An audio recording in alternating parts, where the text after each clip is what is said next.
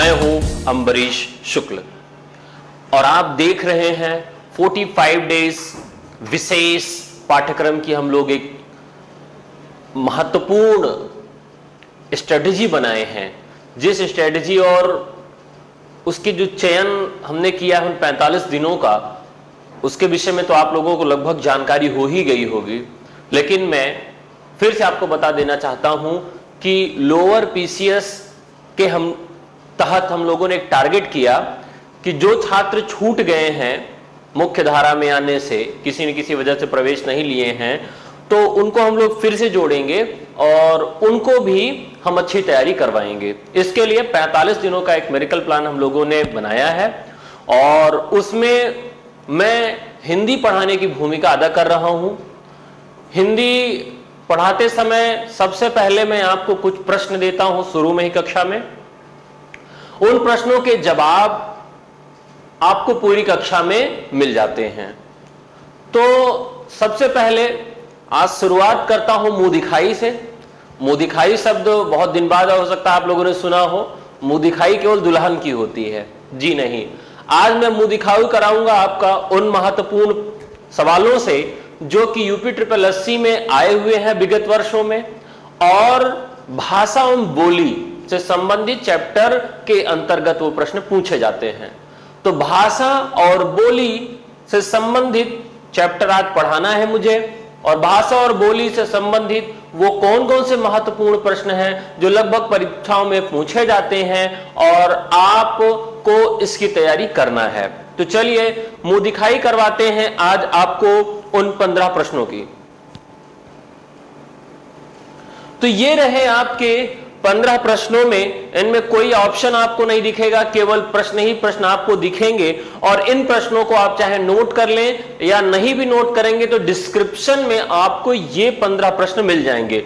आज का सबसे पहला प्रश्न है, मैथिली बोली के लोकप्रिय कवि हैं। भाषा एवं बोलियों से संबंधित जो प्रश्न पूछे जाते हैं उनमें बोलियों के जो प्रमुख कवि हैं और उससे प्रमुख रचनाकार कौन है वह भी प्रश्न आपके यहां पूछा जाता है। तो मैथिली बोली के लोकप्रिय कवि कौन है। दूसरे नंबर का प्रश्न है, खड़ी बोली में सबसे पहले काव्य सृजन करने वाले कवि हैं। रचना और रचनाकार से संबंधित भी प्रश्न आपके यहां पूछे जाते हैं। तो बोली और भाषा से जोड़कर भी प्रश्नों को आपको तैयार करना चाहिए और उससे भी संबंधित प्रश्न पूछे जाते हैं। पश्चिमी हिंदी की सर्वाधिक प्रमुख बोली कौन सी है। यह प्रश्न यूपी ट्रिपल एससी में अभी तक 5 बार पूछा गया है। 5 टाइम 5 बार यह प्रश्न पूछा गया है कि पश्चिमी हिंदी की सर्वाधिक प्रमुख बोली कौन सी है। हरियाणवी या बांगरू बोली किस अपभ्रंश से विकसित हुई है। यह भी यूपी ट्रिपल एससी का प्रश्न है कि हरियाणवी या बांगरू बोली किस अपभ्रंश से विकसित हुई है। मगही किस उपभाषा की बोली है। मगही किस उपभाषा की बोली है, यह भी प्रश्न पूछा गया है। ज्यादातर लोग बोली और भाषा के प्रश्नों को नहीं पढ़ते हैं और इस चैप्टर को छोड़ देते हैं कठिन समझकर, लेकिन मैं आज वादा करता हूं कि बहुत ही आसानी और सरल ढंग से यह आपको हमेशा के लिए याद हो जाएगा। ग्वालियर की बोली है। ग्वालियर आप जानते हैं मध्य प्रदेश में है, और यहां पर कौन सी बोली है यह प्रश्न पूछा जाता है। भोजपुरी बोली की उत्पत्ति हुई है। तो बहुत सारे लोग रउआ भोजपुरी से ही हैं, तो इसलिए आप लोग बताएंगे कि भोजपुरी की बोली जो है वो कहां से उत्पत्ति हुई है। इसकी कौन सी भाषा देवनागरी लिपि में लिखी जाती है। ये जितना अधिक बार मोस्ट इंपॉर्टेंट कह ले उतना अधिक बार मोस्ट इंपॉर्टेंट क्वेश्चन है। ये कोई भी एग्जाम हो, मैं देख रहा हूं कि टीजीटी पीजीटी में, यूजीसी नेट में, उसके बाद यूपीपी में, यूपीएसआई, जहां जहां हिंदी पूछी जाती है ये प्रश्न अपनी पैठ जमा ले रहा है। तो बहुत ही महत्वपूर्ण प्रश्न है कि कौन सी भाषा देवनागरी लिपि में लिखी जाती है। तो ये सारे प्रश्न अपने दिमाग में आप रख लेंगे तो बहुत अच्छा होगा। जैसे आप पैसेज पढ़ते हैं तो पैसेज पढ़ते समय आपको क्वेश्चन अगर पता हो तो आपको बहुत अच्छे से समझ में आ जाता है पैसेज का उत्तर पहले ही। ठीक उसी प्रकार से क्वेश्चन अपने दिमाग में रखिए, जिससे मैं जो पढ़ाता जाऊंगा उसमें से कौन कौन से क्वेश्चन बन सकते हैं तुरंत आप उसमें से निकाल सकेंगे। हिंदी खड़ी बोली किस अपभ्रंश से विकसित हुई है, बहुत ही महत्वपूर्ण प्रश्न है।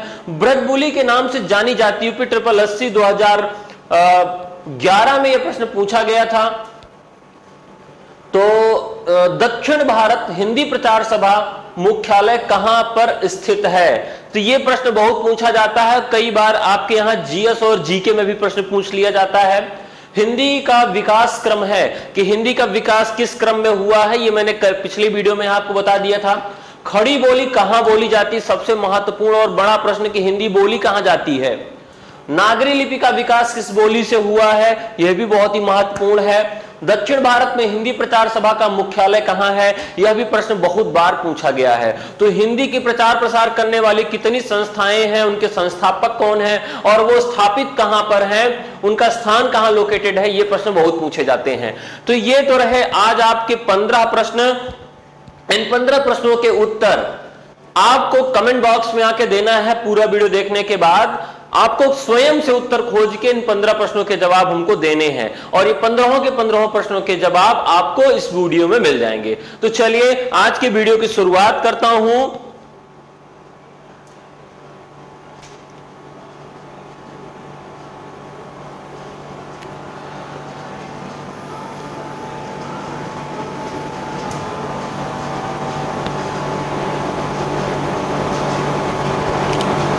तो सबसे पहले हम लोग आज शुरुआत करेंगे बोली और भाषा से। एक प्रश्न आपके दिमाग में हमेशा कौन देता है कि बोली क्या है, भाषा क्या है, उपभाषा क्या है? हमेशा कौन होता है? स्वाभाविक है, कौन ना चाहिए। देखिए बोली एक ऐसा, मान लीजिए जैसे आपने कहा बोली,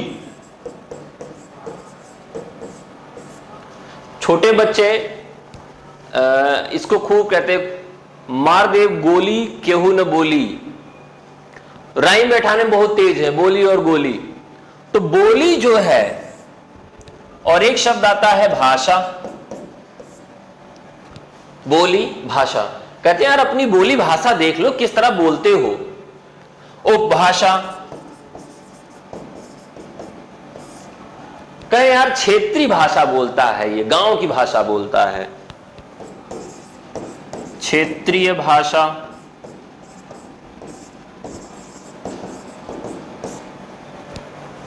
बोली, भाषा, उपभाषा, क्षेत्रीय भाषा। कुछ लोग कहते हैं विभाषा भी, विभाषा। क्या है ये सब? इन सब में डिफरेंसेस क्या है, अंतर क्या है? तो अब आज हम लोग इस अंतर के विषय में बात करेंगे।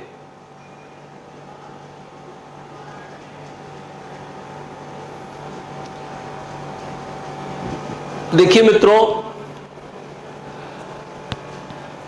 बोली भाषा दो चीज पहले समझिए। सबसे पहले भाषा क्या है? अपने विचारों को आदान प्रदान करने का जो माध्यम है भाषा है। और भाषा हमेशा कोड होती है जिसको डिकोड किया जाता है। एक व्यक्ति से दूसरे व्यक्ति तक जब पहुंचती है और व्यक्ति उसका जब मतलब समझ लेता है तो भाषा वही हो जाती है। ठीक उसी प्रकार से कि जैसे मान लीजिए व्यक्ति अपना प्रभाव जमाने के लिए क्या करता है, अंग्रेजी बोलने लगता है और भले वो गलत बोल रहा है, अगला व्यक्ति नहीं समझ पा रहा है तो अपने आप को महान समझ लेता है। ठीक इसी प्रकार से भाषा अपने विचारों को आदान प्रदान करने का माध्यम है। यहां से आपने कोड किया और उस कोड को उसने डिकोड कर लिया। छोटा बालक अपने मित्र से कहता है कि आज कोचिंग नहीं चलोगे क्या, और इसका मतलब होता है कि आज क्रिकेट खेलने नहीं चलोगे क्या। मतलब उसने जो कोड दिया उसके मित्र ने उसको डिकोड कर लिया, तोड़ लिया। यही है भाषा। बहरहाल अब प्रश्न कैसे बनेंगे? भाषा जो है एक बहुत बड़ा बृहद फलक है। पूरे एक विस्तृत वनस्थली पर एक विस्तृत मान लीजिए भारत है, तो भारत में अगर देखा जाए तो सबसे अधिक क्षेत्र जो है वो हिंदी भाषियों का है। 8 राज्य ऐसे हैं जहां पर हिंदी बोली जाती है, हिंदी समझी जाती है। इनको हिंदी प्रदेश के नाम से जाना जाता है। इन 8 राज्यों के अलावा भी बहुत ऐसे प्रदेश हैं जहां पर हिंदी का प्रयोग किया जाता है। यही प्रश्न पूछा जाता है कि हिंदी संबंधित राज्य कितने हैं। दूसरी तरह का प्रश्न पूछा जाता है कि जो हिंदी संबंधित राज्य हैं, कौन कौन सी दूसरी भाषाएं हैं जो हिंदी के देवनागरी लिपि में लिखी जाती हैं। तो आपको बता दूं कि संस्कृत जो है वह भी देवनागरी लिपि में लिखी जाती है।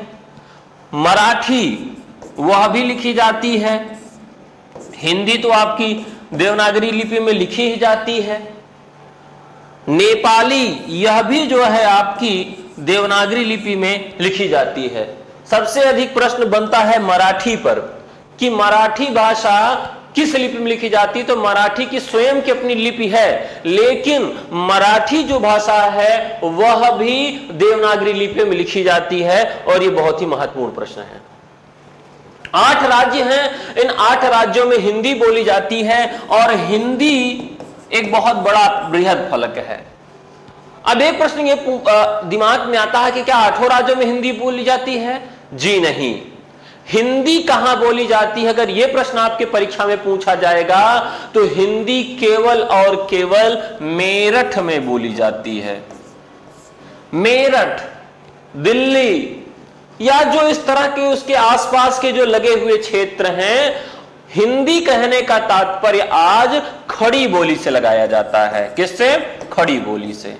अगर आपसे कोई कहे कि इलाहाबाद में कौन सी बोली है, तो इलाहाबाद में हिंदी नहीं बोली जाती। क्या बोली जाती है? अवधी। बनारस को अगर कोई कहे तो बनारस में हिंदी नहीं बोली जाती। हिंदी की एक छोटी भाषा है, उपभाषा है, बोली है, जिसको हम भोजपुरी कहते हैं, भोजपुरी बोली जाती है। तो इस तरीके से भाषा से जो छोटा फलक होता है उसको हम कहते हैं उपभाषा। क्या कहते हैं? उपभाषा। भाषा से जो छोटा फलक है। उपभाषा का मतलब भारत को 5 उपभाषा क्षेत्रों में बांट दिया गया। कितने? 5। तो इन 5 उपभाषाओं में छोटी छोटी बोलियों को भी बांट दिया गया। यही प्रश्न आपके यहां पूछा भी जाता है। क्या किया जाता है? यही प्रश्न आपके यहां पूछा भी जाता है। अब हम एक ग्राफ के तहत सारी चीजों को आपके सामने रखेंगे और समझाएंगे। मान लीजिए कल तक मैंने आपको बताया था कि जो अपभ्रंश हैं, अपभ्रंशों से हिंदी का विकास हुआ है और संस्कृत से हिंदी का जन्म हुआ है। संस्कृत से हिंदी का जन्म और अपभ्रंशों से हिंदी का विकास। जन्म और विकास दोनों अलग अलग बातें हैं। तो आज हम उसी विकास प्रक्रिया को आगे बढ़ाते हुए बातचीत करेंगे। और यहां एक तरफ हम लिख देंगे अपभ्रंश, अपभ्रंश लिख देंगे। दूसरी तरफ यहां पर हम लिख देंगे क्या? उपभाषा। और तीसरे तरफ लिख देंगे हम बोली। अब इसमें जगह नहीं बच रही है बोली के बाद लिखने की विशेषता उसकी, बोली, विशेषता और क्षेत्र। विशेषता और क्षेत्र हम ये आखिरी में लिख दे रहे हैं इधर। इतने तरीके के प्रश्न आपके यहां बनाए जाते हैं, इसी में सारे प्रश्न आपके आ जाएंगे। तो सबसे पहले हम देख रहे हैं कि अपभ्रंश हिंदी से अगर हम देखें इसके पहले की स्थिति क्या थी? संस्कृत, संस्कृत से पाली, पाली से प्रकृत, प्रकृत से अपभ्रंश, और अपभ्रंश में आने के बाद यह अपभ्रंश जहां जिस क्षेत्र में बोली जाती थी उसी के आधार पर उसका नामकरण कर दिया गया। जैसे राजा सूरसेन का एक जनपद था, जो ब्रज का क्षेत्र है, वहां पर जो बोली बोली जाती थी, मथुरा के आसपास, आगरा के आसपास जो सूरसेन जनपद था, वहां की बोली को सौरसेनी अपभ्रंश के नाम से जाना गया। तो यह अपभ्रंश है, और इस अपभ्रंश के अंतर्गत आने वाली जितनी भी भाषाओं का ग्रुप है वो उपभाषा है, और उन उपग्रुप में जितनी बोलियां आती हैं वो ये बोलियों के अंतर्गत आएंगी। तो चलिए सबसे पहले हम अपभ्रंश देखते हैं। तो आपके यहां पहला अपभ्रंश है जिसको हम जानते हैं सौरसेनी अपभ्रंश के नाम से। मोस्ट इंपॉर्टेंट अपभ्रंश है और बहुत बार पूछा जाता है, इसको अच्छे से याद रखना है। कैसे याद रखेंगे? सौरसेनी अपभ्रंश, सौरसेनी अपभ्रंश नाम है, और यहां पर हमको लिखना है उपभाषा। मतलब ग्रुप जो है उसका। जैसे भारत को भूगोल के में, अगर भारत के भूगोल को देखा जाए कितने प्राकृतिक प्रदेशों में बांटा जाएगा, इतिहास को कितने भागों में आप बांट के अध्ययन करेंगे, तो जो हम ग्रुप कर लेते हैं ठीक उसी प्रकार से यहां पर ग्रुप करना है। तो सौर सेनी अपभ्रंश के तहत जो उपभाषाएं आती हैं उनका एक ग्रुप बनाना है। देखते हैं कैसे ग्रुप बनता है। सौर सेनी को कैसे याद करेंगे, यहां सौर लिखा है, यहां पर सेनी। सौर का मतलब सूर्य मान लीजिए और सेनी का मतलब सोना मान लीजिए। अब यह बताइए आप कि सूर्य कहां पर सोता है, किस दिशा में सोता है? भाई थोड़ा सा मजाक है, बिना मजाकिया तरीके से याद नहीं होता है, ठीक है। एटीट्यूड में नहीं रह के याद करना है, पढ़ाई करना है, मौज मस्ती के साथ हंसते हंसते पढ़ना है, तभी याद होगा।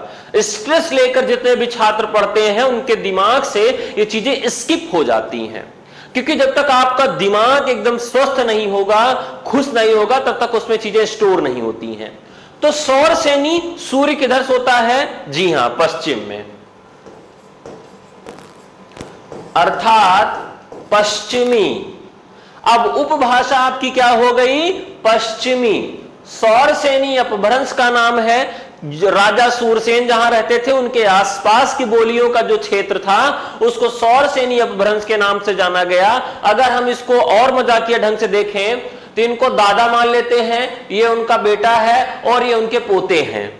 दादा बेटा पोता मतलब बाबा, फिर उनके बेटे, फिर उनके बेटे, मतलब ये हो गए उनके पोते, ये उनके पिताजी, ये उनके पिताजी। 3 पीढ़ियों को हम पढ़ रहे हैं भाषा के। तो सौर सेनी से निकला पश्चिमी। अब एक प्रश्न ये पूछा जाएगा कि पश्चिमी हिंदी में आने वाली कौन कौन सी बोलियां हैं, उनके विषय में आपको बताना है। तो पश्चिमी हिंदी में आने वाली कुल बोलियों की संख्या, पश्चिमी हिंदी में कौन कौन सी बोलियां आती हैं, इसको याद करने के लिए बहुत परेशान आपको नहीं होना है। केवल एक ट्रिक है, वही याद करना है। क्या याद करना है? ब्रज, बुक, बुक माने किताब, लेने, हरियाणा के कौरव दक्षिण गए। बहुत मजेदार है। ब्रज बुक लेने हरियाणा के कौरव दक्षिण गए। ब्रज, ब्रज का मतलब हम ले लेते हैं ब्रज भाषा। ब्रज भाषा पश्चिमी हिंदी की सबसे लोकप्रिय, पश्चिमी हिंदी की सबसे लोकप्रिय भाषा है या बोली है ब्रज भाषा। अब आप कहेंगे सर आप तो बता रहे हैं बोली और कह रहे हैं भाषा। तो कोई भी बोली अगर बहुत विस्तृत हो जाती है, बहुत ज्यादा फैल जाती है, तो वो भाषा कहलाने लगती है। जैसे भोजपुरी हो सकता है कि कुछ दिन में भाषा के तौर पर जानी जाने लगे, क्योंकि पूरे विश्व में सबसे अधिक लोगों द्वारा बोली जाने वाली हिंदी की बोली है भोजपुरी।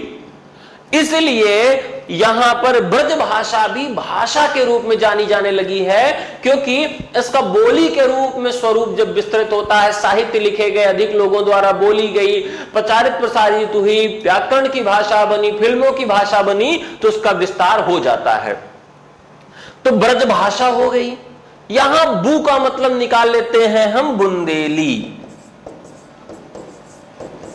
ठीक है, बुंदेली। अभी जो बुंदेलखंड का क्षेत्र है, ये जो हमारा उससे लगा हुआ क्षेत्र है, वहां पर कौन सी भाषा बोली जाती है? बुंदेली। का मतलब हम निकाल लेते हैं कन्नौजी। कन्नौज की जो भाषा है कन्नौजी। लेने का अर्थ यहां कुछ नहीं, हरियाणा से मन निकाल देते हैं हरियाणवी। हरियाणा से हमने निकाला हरियाणवी। कौरव, कौरव से हमने निकाला कौरवी। और दक्षिण से हमने निकाला दक्षिणी। ब्रजबुक लेने हरियाणा के कौरव दक्षिण गए। कितने नाम हो गए हमारे यहां? ब्रज से ब्रज, बू से बुंदेली, का से कन्नौजी।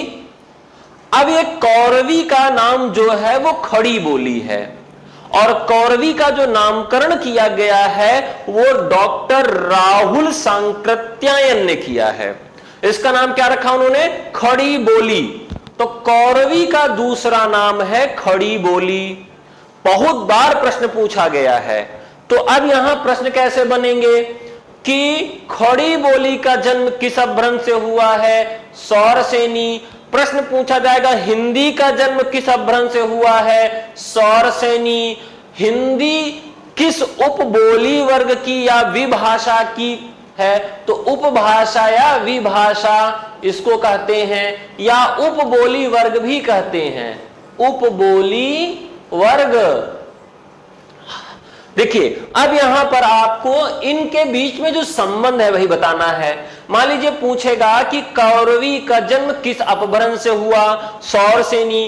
कौरवी का जन्म किस उपभाषा से हुआ? पश्चिमी। कौरवी का जन्म किस उपबोली से हुआ? पश्चिमी। कौरवी का जन्म किस विभाषा से हुआ? पश्चिमी। दक्षिणी का जन्म किस अपभ्रंश से हुआ? सौरसेनी। सौरसेनी अपभ्रंश के अंतर्गत कौन कौन उपभाषा आती है? पश्चिमी। सौरसेनी के अंतर्गत कौन कौन सी बोलियां आती हैं? तो ये ब्रज बुकले ने हरियाणा के कौरव दक्षिण गए, ये आपके यहां पूछा जाता है। अब यहां पर एक चीज आपने ये जाना कि जो ये इसका नाम कौरवी किसने रखा? तो राहुल सांकृत्यायन जी ने इसका नाम कौरवी रखा। यह भी प्रश्न आपके यहां पूछा जा सकता है। अब हरियाणवी है, इसका नाम बांगरू है। हरियाणवी का दूसरा नाम देशवाली और बांगरू है। यह भी प्रश्न पूछा जाता है। देशवाली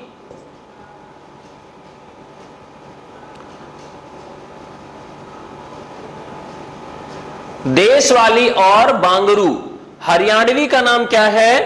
देशवाली और बांगरू।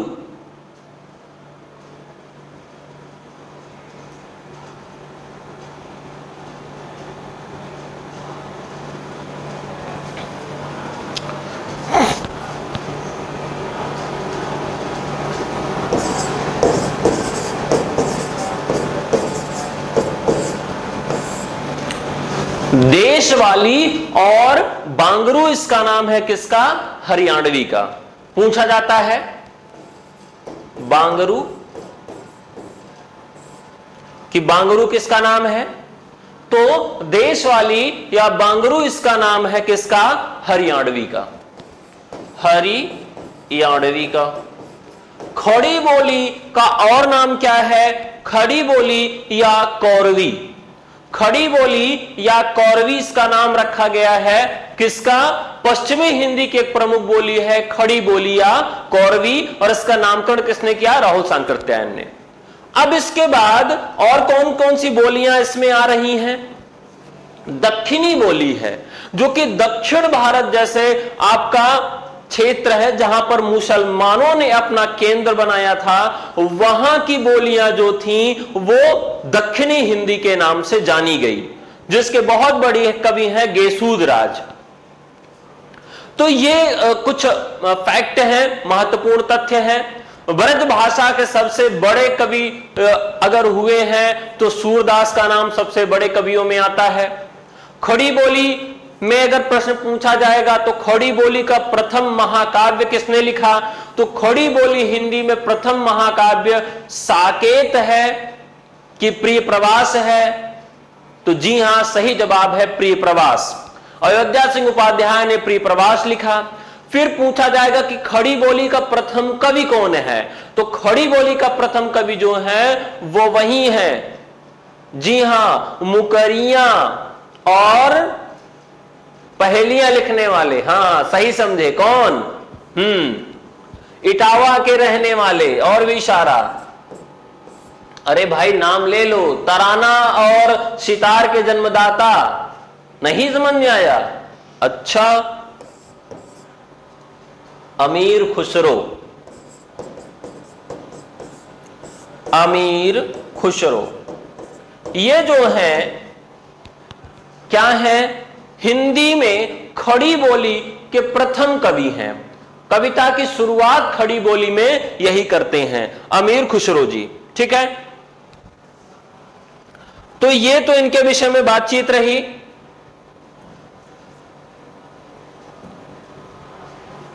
अमीर खुसरो के बाद खड़ी बोली में बहुत सारे लोगों ने कविताई की और लिखा पढ़ा। अब इसके बाद जो हमारे यहां महत्वपूर्ण चीज है कि और कौन कौन सी बोलियां हैं या इन बोलियों का क्षेत्र कहां है और इसमें इन बोलियों की विशेषता क्या है। तो इनको दो भागों में बांटा जाता है, एक तो कहा जाता है ओकार बहुला और एक को कहा जाता है आकार बहुला। ओकार और आकार का मतलब क्या होता है? ओकार का मतलब होता है जिन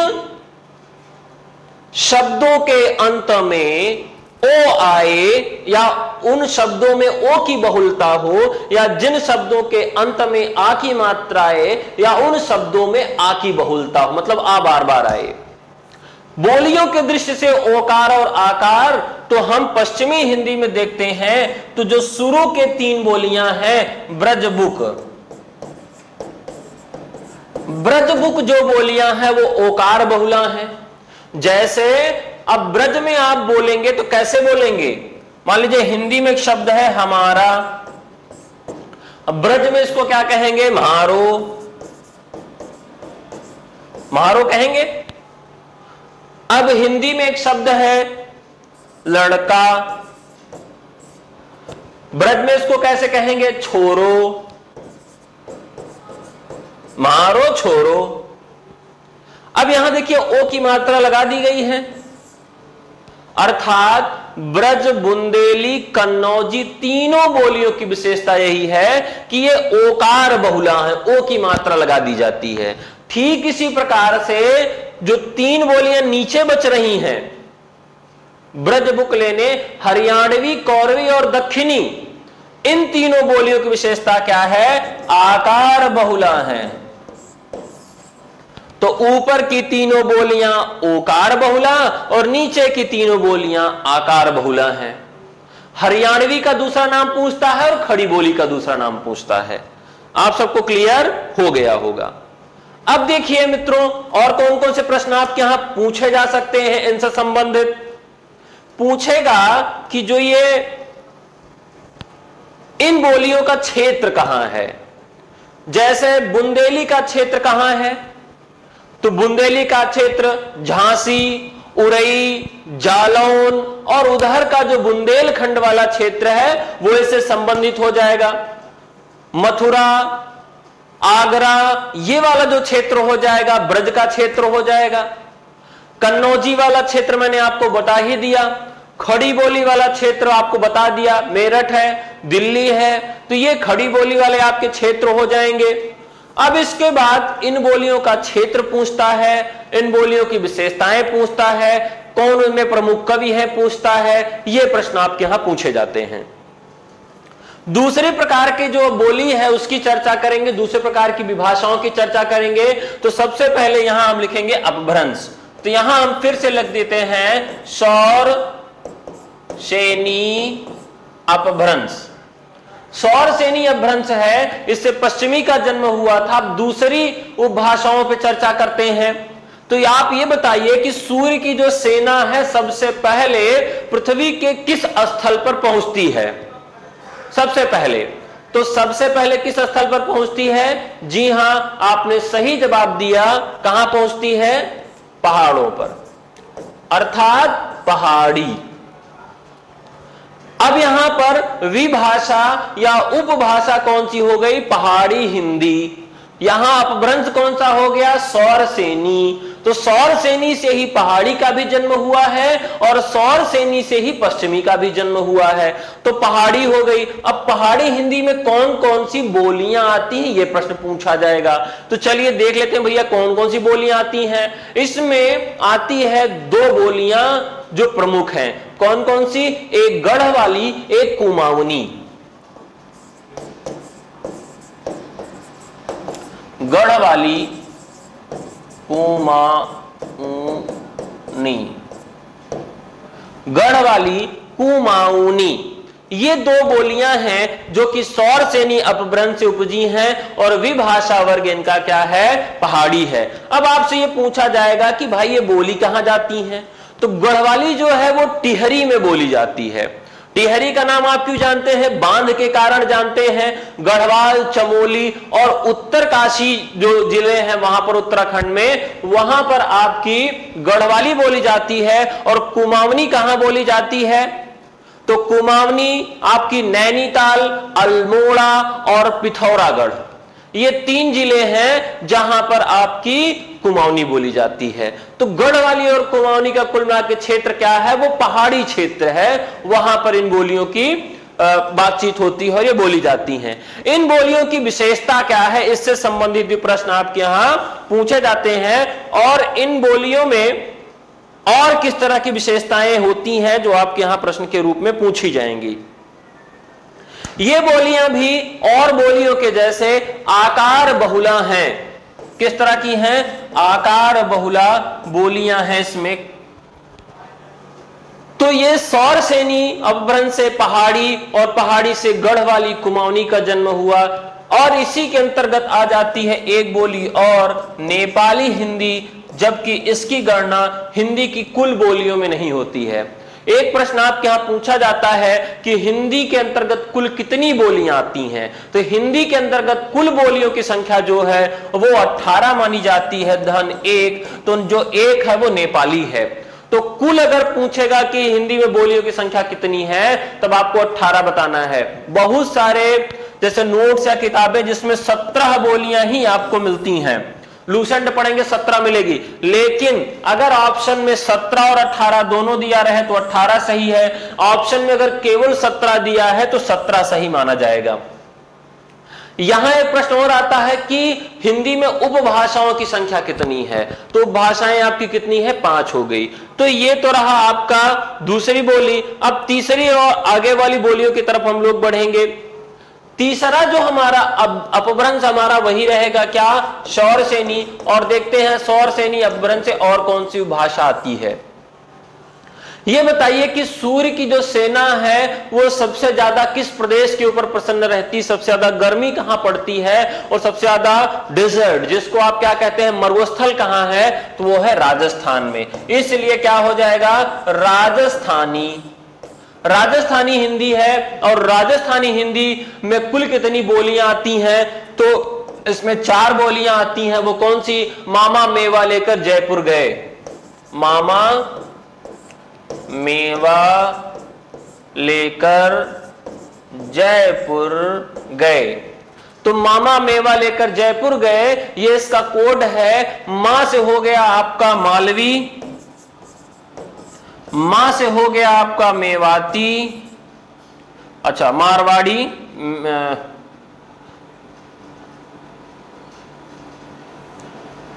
हाँ मारवाड़ी, मेवाती और जयपुरी। जयपुरी ये कुल मिलाकर 4 बोलियां हो गई। सौरसेनी अपभ्रंश से राजस्थानी हिंदी उपवर्ग में जयपुरी, मालवी, मारवाड़ी, मेवाती, मामा मेवा लेकर जयपुर गए, ये कोड है। इस तरह से आप याद कर सकते हैं। तो जयपुरी, मालवी, मारवाड़ी और मेवाती ये 4 बोलियां हो गई। अब ये किस क्षेत्र में बोली जाती हैं, ये प्रश्न आपके यहां पूछा जाएगा। और इनका जो क्रम है वो किस तरीके से आपको याद रखना है, और ये किस तरह की बोलियों के रूप में आती हैं, यह भी पूछा जाएगा। तो आप जान जाइए कि जो राजस्थान का क्षेत्र है, उस जयपुरी राजस्थान के पूर्वी क्षेत्र में बोली जाती है। कहां बोली जाती है? पूर्व में। मालवी कहां बोली जाती है? दक्षिण में। राजस्थान के दक्षिणी क्षेत्र में बोली जाती है मालवी। मारवाड़ी कहां बोली जाती है? राजस्थान के पश्चिमी क्षेत्र में बोली जाती है मारवाड़ी। मेवाती कहां बोली जाती है? राजस्थान के उत्तरी क्षेत्र में। तो पूर्वी जयपुर, दक्षिणी मालवी, पश्चिमी मारवाड़ी और उत्तरी मेवाती, ये हो गया इन बोलियों का क्षेत्र। क्योंकि यहां से भी प्रश्न आपके यहां पूछे जाते हैं। क्लियर है? अब एक प्रश्न और पूछा जाता है कि जयपुरी का दूसरा नाम क्या है? जयपुरी का दूसरा नाम क्या है? तो ये मैं आपको नहीं बताऊंगा, आप कमेंट बॉक्स में आके मुझे बताइएगा कि जयपुरी को और किस नाम से जाना जाता है। तो ये आज आपका महत्वपूर्ण प्रश्न है। देखता हूं कि कितने छात्र इसमें आगे कमेंट करते हैं कि जयपुरी का दूसरा नाम क्या है। तो जयपुरी का दूसरा नाम भी आपको यहां से मिल जाएगा। अब इसके बाद इन बोलियों की विशेषता क्या है? तो भाई आप राजस्थान गए होंगे, नहीं गए हैं, राजस्थानी फिल्में देखी होंगी, बोलते हुए सुना होगा। आप देखते हैं कि हर चीज में ये क्या करते हैं, टा ठा डा आड़ा का प्रयोग करते हैं।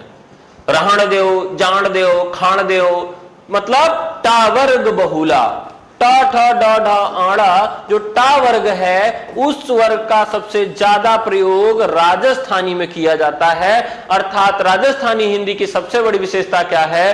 टा वर्ग बहुला बोली। ठीक है, चलिए अब अगले प्रश्नों की ओर बढ़ते हैं। वो कौन कौन से प्रश्न हैं जो आपके यहां इससे संबंधित आते हैं? दूसरी हमारी क्या है, ये तो सौर सेनी अपभ्रंश से आने वाली पूरी बोलियों की चर्चा हम लोगों ने कर लिया। सौर सेनी के बाद वो कौन कौन सी बोलियां हैं जो आती हैं? सौर सेनी के बाद एक आती है हमारी अर्धमागधी। अपभ्रंश का नाम है अर्धमागधी और एक अपभ्रंश का नाम है मागधी। मगध कहां है? बिहार में है। मगध कहां है? 16 महाजनपदों में, बिहार में। अर्थात जो उपबोली वर्ग होगा वो क्या हो जाएगा? बिहारी ना। और बिहारी के अंतर्गत 3 बोलियां आती हैं। कौन कौन सी? एक तो आती है मगही,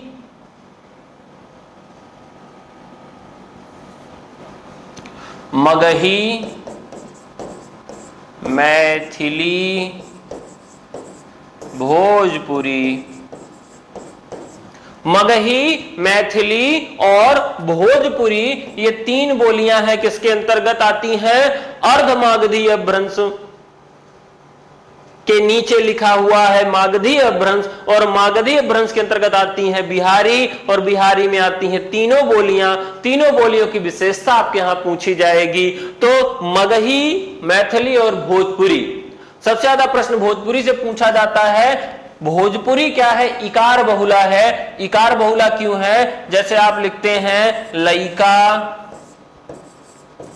लइकी, ऐली, गईली। हर जगह आपको क्या मिल रहा है? ई। इसलिए जो भोजपुरी है वो किस तरह की भाषा है? इकार बहुला। किस तरह की है? इकार बहुला भाषा। और विश्व में सबसे ज्यादा हिंदी की बोली जाने वाली ये बोली है मैथिली। मैथिली भाषा के सबसे प्रसिद्ध कवि कौन हुए हैं? विद्यापति। विद्यापति को मैथिल कोकिल भी कहा जाता है। मैथिल कोकिल, मैथिल कोकिल कवि कहा जाता है विद्यापति को। और इनकी जो रचना है पदावली, पदावली जो लिखी गई है वो मैथिली भाषा में लिखी गई है। और मगही भाषा भी बहुत ही महत्वपूर्ण है। तो मगही, मैथिली और भोजपुरी, ये 3 बोलियां आती हैं बिहारी उपबोली वर्ग, बिहारी उपभाषा के अंतर्गत। और इसका जो अपभ्रंश है वो मागधी अपभ्रंश है। बिहार से जो छटा हुआ क्षेत्र है, सटा हुआ, उसको अर्धमागधी के नाम से जाना गया। मतलब मगध का आधा अर्धमागधी। तो अर्धमागधी का मतलब जो इसके क्षेत्र में आता है, मतलब पूर्वी। अर्धमागधी के अंतर्गत कौन कौन सा आ जाएगा? अर्धमागधी के अंतर्गत आ जाएगा पूर्वी। अर्धमागधी के अंतर्गत पूर्वी हिंदी, पूर्वी। अब पूर्वी के अंतर्गत कौन कौन सी बोलियां आती हैं, यह प्रश्न पूछा जाएगा। तो पूछा जाएगा ए, बी, सी। ए फार अवधी, बी फार बघेली और सी फार छत्तीसगढ़ी। तो जो आपका अवधी, बघेली और छत्तीसगढ़ी है, ये तीनों बोलियों का क्षेत्र पूछा जाता है और विशेषता। तो देखिए अवधी जो हमारी भाषा है, इसकी सबसे बड़ी विशेषता क्या है? आप अवधी बेल्ट से रह रहे होंगे तो कहेंगे यार घरा जाओगे, क्रिकेटवा खेलोगे, पनीवा, पनीवा पियोगे। हर जगह आप देख रहे हैं आ की मात्रा लगा दी जा रही है। अर्थात अवधी किस प्रकार की भाषा है? आकार बहुला। लेकिन ये उदासीन आकार बहुला है। तो आ की मात्रा हम लगा देते हैं, जिसके कारण इसको क्या कहते हैं, आकार बहुला कहते हैं। अवधी, बघेली और छत्तीसगढ़ी। तो बघेली जो है वो रीवा के आसपास का जो क्षेत्र है वहां पर बघेली बोली का प्रभाव है। अब इसके बाद बुंदेली के विषय मैंने आपको बताया, कन्नौजी बताया, कुमाऊनी, गढ़वाली, ब्रज, इन सारी बोलियों के विषय मैंने आपको बता दिया। अब अर्धमागधी के बाद मागधी मैंने बताया, और एक बच रही है आपकी इसमें, क्या बच रही है, महाराष्ट्रीय अपभ्रंश।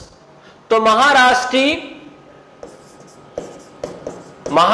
के अंतर्गत आती है मराठी, और इसमें एक बोली आती है मराठी।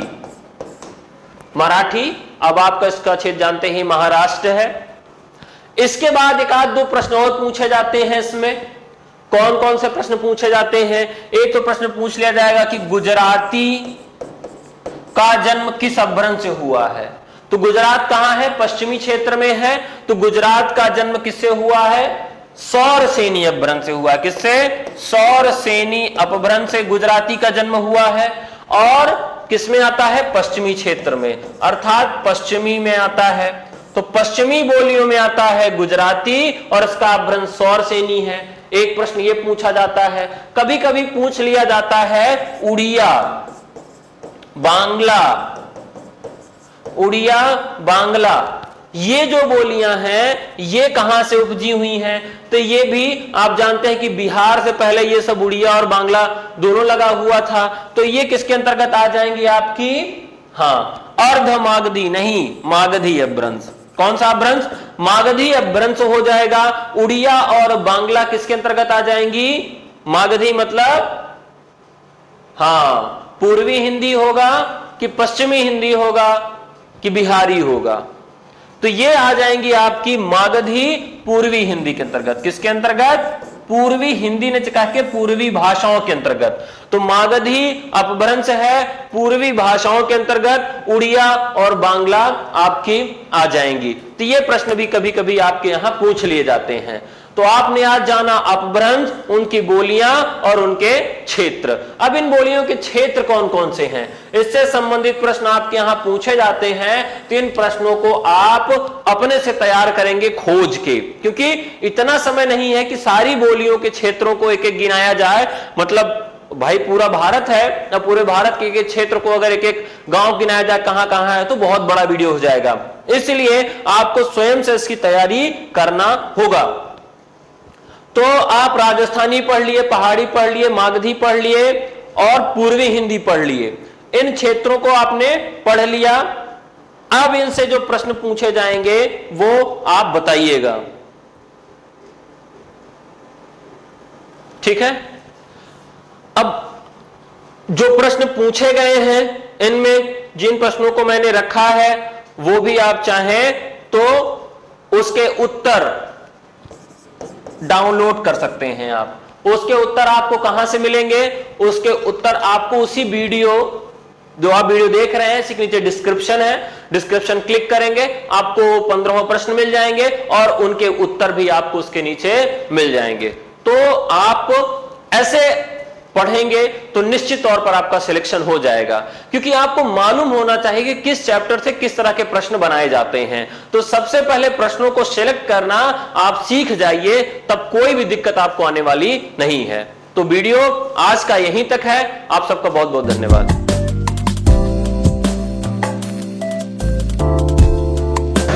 मैं गौरव, अपने ऑनलाइन इंस्टीट्यूट टारगेट ताल्लुक में आपका ज्योग्राफी टीचर। हमारे यहाँ जो क्रैश कोर्स चलाया जा रहा है, उस क्रैश कोर्स की श्रृंखला में आज मैं पुनः एक बार आप लोगों से रूबरू हो रहा हूँ।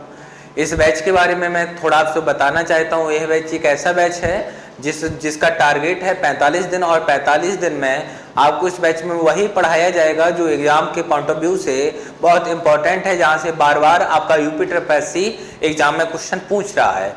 तो अभी तक हमने आपको दो चैप्टर पढ़ाए हैं, दो के बारे में बताया किस प्रकार से क्वेश्चन पूछे जाते हैं, यह सारी चीजें हमने आपको बता दी थी। आज एक नया टॉपिक है और इस नए टॉपिक के साथ हम लोग मिल रहे हैं, और यहाँ से प्रत्येक एग्जाम में यहाँ से प्रत्येक एग्जाम में कुछ ना कुछ क्वेश्चन पूछे जाते हैं। टॉपिक का नाम है भारत की मृदा, सॉइल ऑफ इंडिया, भारत की मृदा। तो टॉपिक हमारा आज का जो है वो भारत की मृदा है।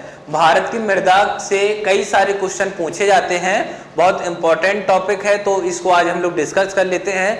3 से 4 क्वेश्चन प्रत्येक एग्जाम में यहाँ से पूछ लिए जाते हैं। चलिए तो देखते हैं। सबसे पहला तो हम ये देखते हैं कि मृदा को प्रभावित करने वाले कारक कौन कौन से होते हैं। मृदा प्रभावित करने वाले कारक, मृदा को प्रभावित करने वाले कारक, मृदा को प्रभावित करने वाले कारक। तो मृदा को प्रभावित करने वाले कारक कौन कौन से हैं? तो मृदा को प्रभावित करने वाला सबसे प्रमुख कारण होता है चट्टान। चट्टान, इसी को मिट्टी का जनक कहा जाता है। मृदा का इसको क्या कहा जाता है? जनक कहा जाता है। मृदा का इसको जनक कहा जाता है, ठीक ना? क्या कहा जाता है? जनक कहा जाता है। देखिएगा हुआ क्या है कि मान लीजिएगा एक चट्टान है, यहाँ पे बादल बने, बादल बनने के बाद बारिश हुई। जब बादल बनने के बाद बारिश हुई तो इस चट्टान में क्या आ जाती है? चट्टान में नमी आ जाती है। अब जब बादल चले जाते हैं, जब यहाँ से बादल चले गए तो अब यहाँ पे सूर्य आएगा और सूर्य अपना प्रकाश फैलाएगा। जब सूर्य का प्रकाश इस चट्टान पे पड़ता है तो इस चट्टान का टेम्परेचर बढ़ जाता है। जब चट्टान का टेम्परेचर बढ़ता है तो जो यहाँ पर नमी है, जो यहाँ पर नमी है, उस नमी का क्या हो जाता है? उस नमी का क्या हो जाता है? नमी का हो जाता है वाष्पीकरण। नमी जो थी वो नमी बाहर चली गई, यानी नमी का वाष्पीकरण हो गया। जैसे ही चट्टान से नमी का वाष्पीकरण होता है, यह चट्टान छोटे छोटे भागों में टूट जाती है। और जब चट्टान छोटे छोटे भागों में टूट जाती है तो इसी को एक नाम दिया जाता है, नाम दिया जाता है अपक्षय। नाम क्या दिया जाता है? अपक्षय। इसी को इंग्लिश में हम बोलते हैं बिदरिंग, WETHERING, बिदरिंग। अब बाबू अगर बिदरिंग में से हम ING हटा दें तो बचेगा वेदर, और वेदर मतलब मौसम। यानी मौसम में परिवर्तन के कारण, यानी मौसम, पहले बारिश हुई और फिर गर्मी आ गई, यानी सूर्य निकल आया, तो मौसम में परिवर्तन के कारण चट्टानों के टूटने फूटने की क्रिया को हम अपक्षय कहते हैं। कई बार पूछा जाता है कि चट्टानों से मिट्टी का निर्माण किस प्रक्रिया के द्वारा होता है? अपक्षय की प्रक्रिया के द्वारा। जब चट्टान छोटे छोटे भागों में टूट जाती है तो इसी को हम क्या नाम बोल देते हैं? तो इसी को हम नाम बोल देते हैं मृदा। तो मृदा को प्रभावित करने वाला पहला कारक चट्टान हो गया। अगर दूसरे कारक की बात करें तो जल, और तीसरे कारक की बात करें तो तीसरा कारक हो गया आपका तापमान। अगर जल और तापमान नहीं होता तो क्या चट्टान टूटती फूटती, यानी उसमें अपक्षय की प्रक्रिया होती? उसमें अपक्षय की प्रक्रिया नहीं होती, और अपक्षय की प्रक्रिया नहीं होती तो चट्टान से मिट्टी का निर्माण नहीं होता। तो मिट्टी को प्रभावित करने वाले 3 कारक कौन कौन से हो गए आपके? पहला चट्टान, दूसरा जल और तीसरा तापमान। चौथा क्या होगा? तो चौथा देख लीजिएगा। और चौथा कारक क्या होगा? तो चौथा देख लीजिएगा। चौथा होता है उच्चावच, यानी ऊंचाई, यानी उत्तुंगता। उच्चावच, इसी को ऊंचाई बोलते हैं, और इसी को हम लोग उत्तुंगता भी बोलते हैं। उत्तुंगता, उत्तुंगता। मान लीजिएगा ये एक पर्वत है, मान लीजिएगा ये पर्वत है, यहाँ पे बादल बने, और बादल बनने के बाद यहाँ पे क्या हुई? बारिश।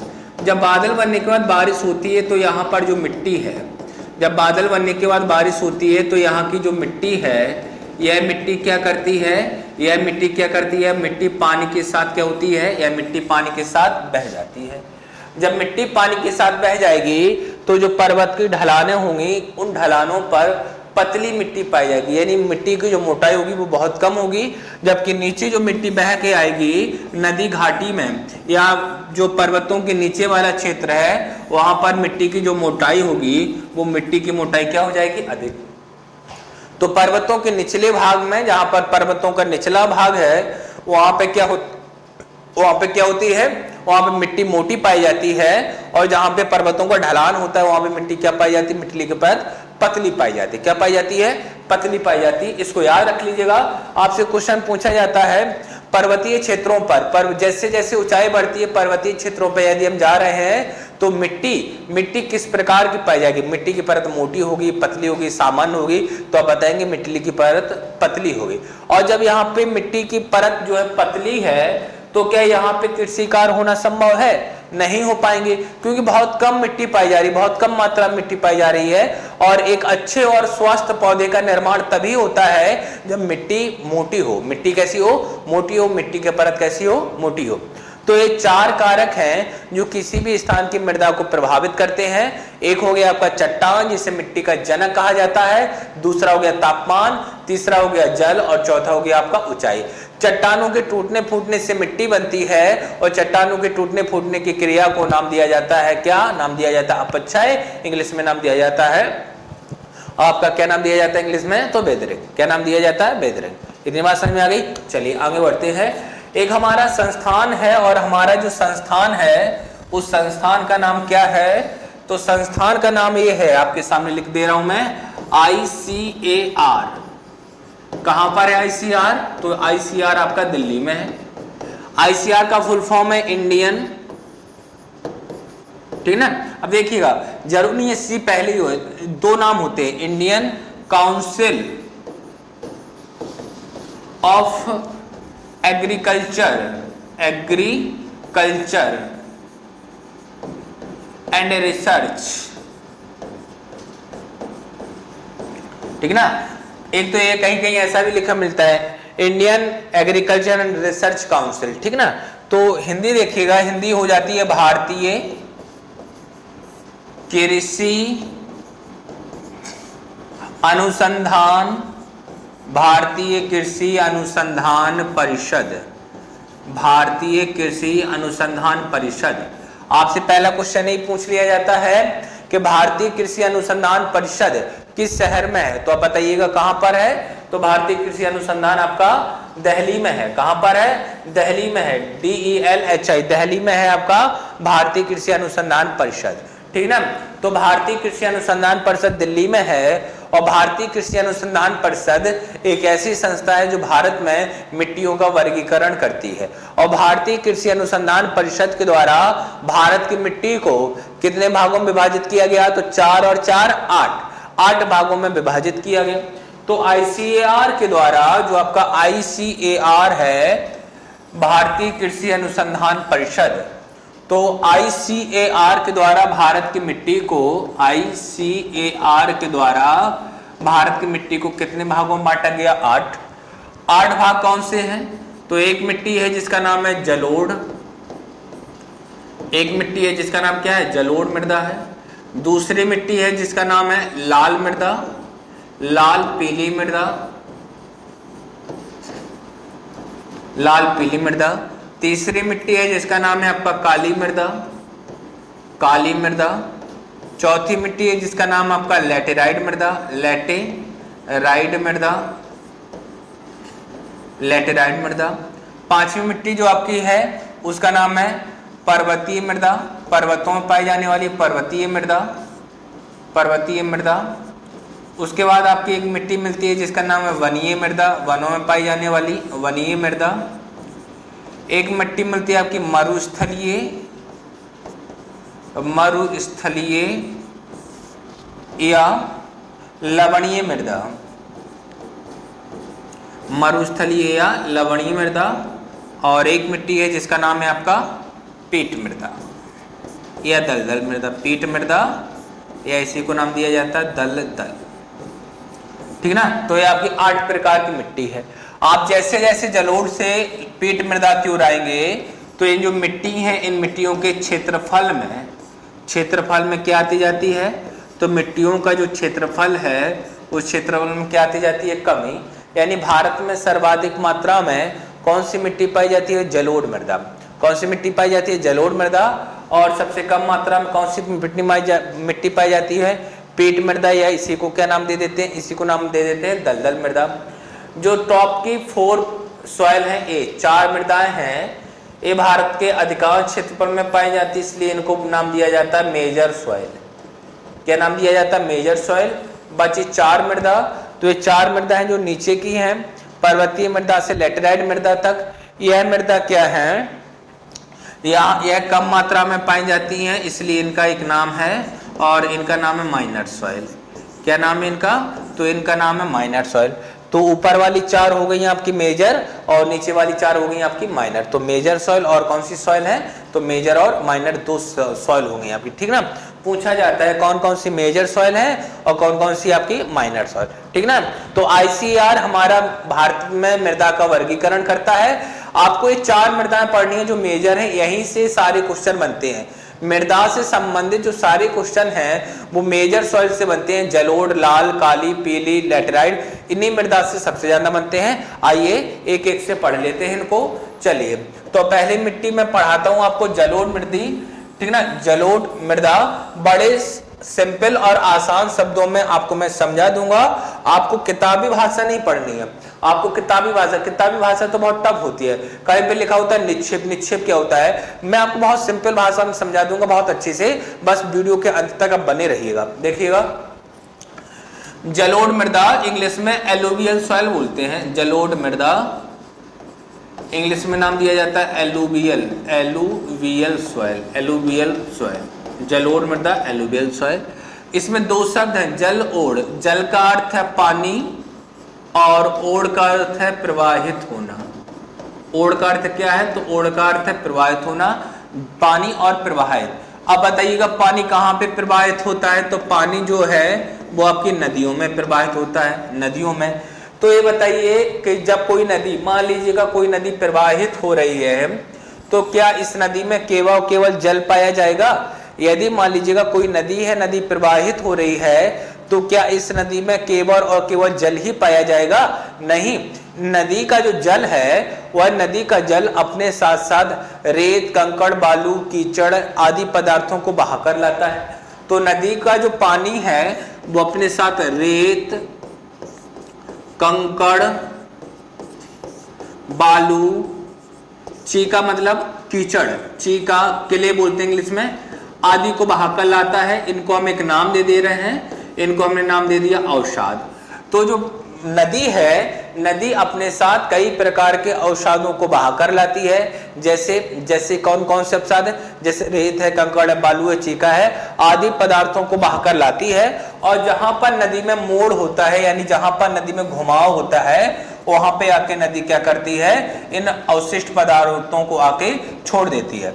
जब नदी अवसादों को बहाकर लाती है और एक स्थान पर आके अवसादों को एकत्रित कर देती है, छोड़ देती है, तो नदी की इस घटना को, अवसादों के छोड़ने की इस प्रक्रिया को एक नाम दिया जाता है निक्षेपण। अवसादों का नदी ने निक्षेपण कर दिया, यानी निक्षेपण का मतलब होता है अवसादों का एक जगह पर एकत्रित हो जाना, अवसादों का एक जगह पर एकत्रण कर देना। क्या कहलाता है, क्या कहलाता है आपका, कहलाता है निक्षेपण।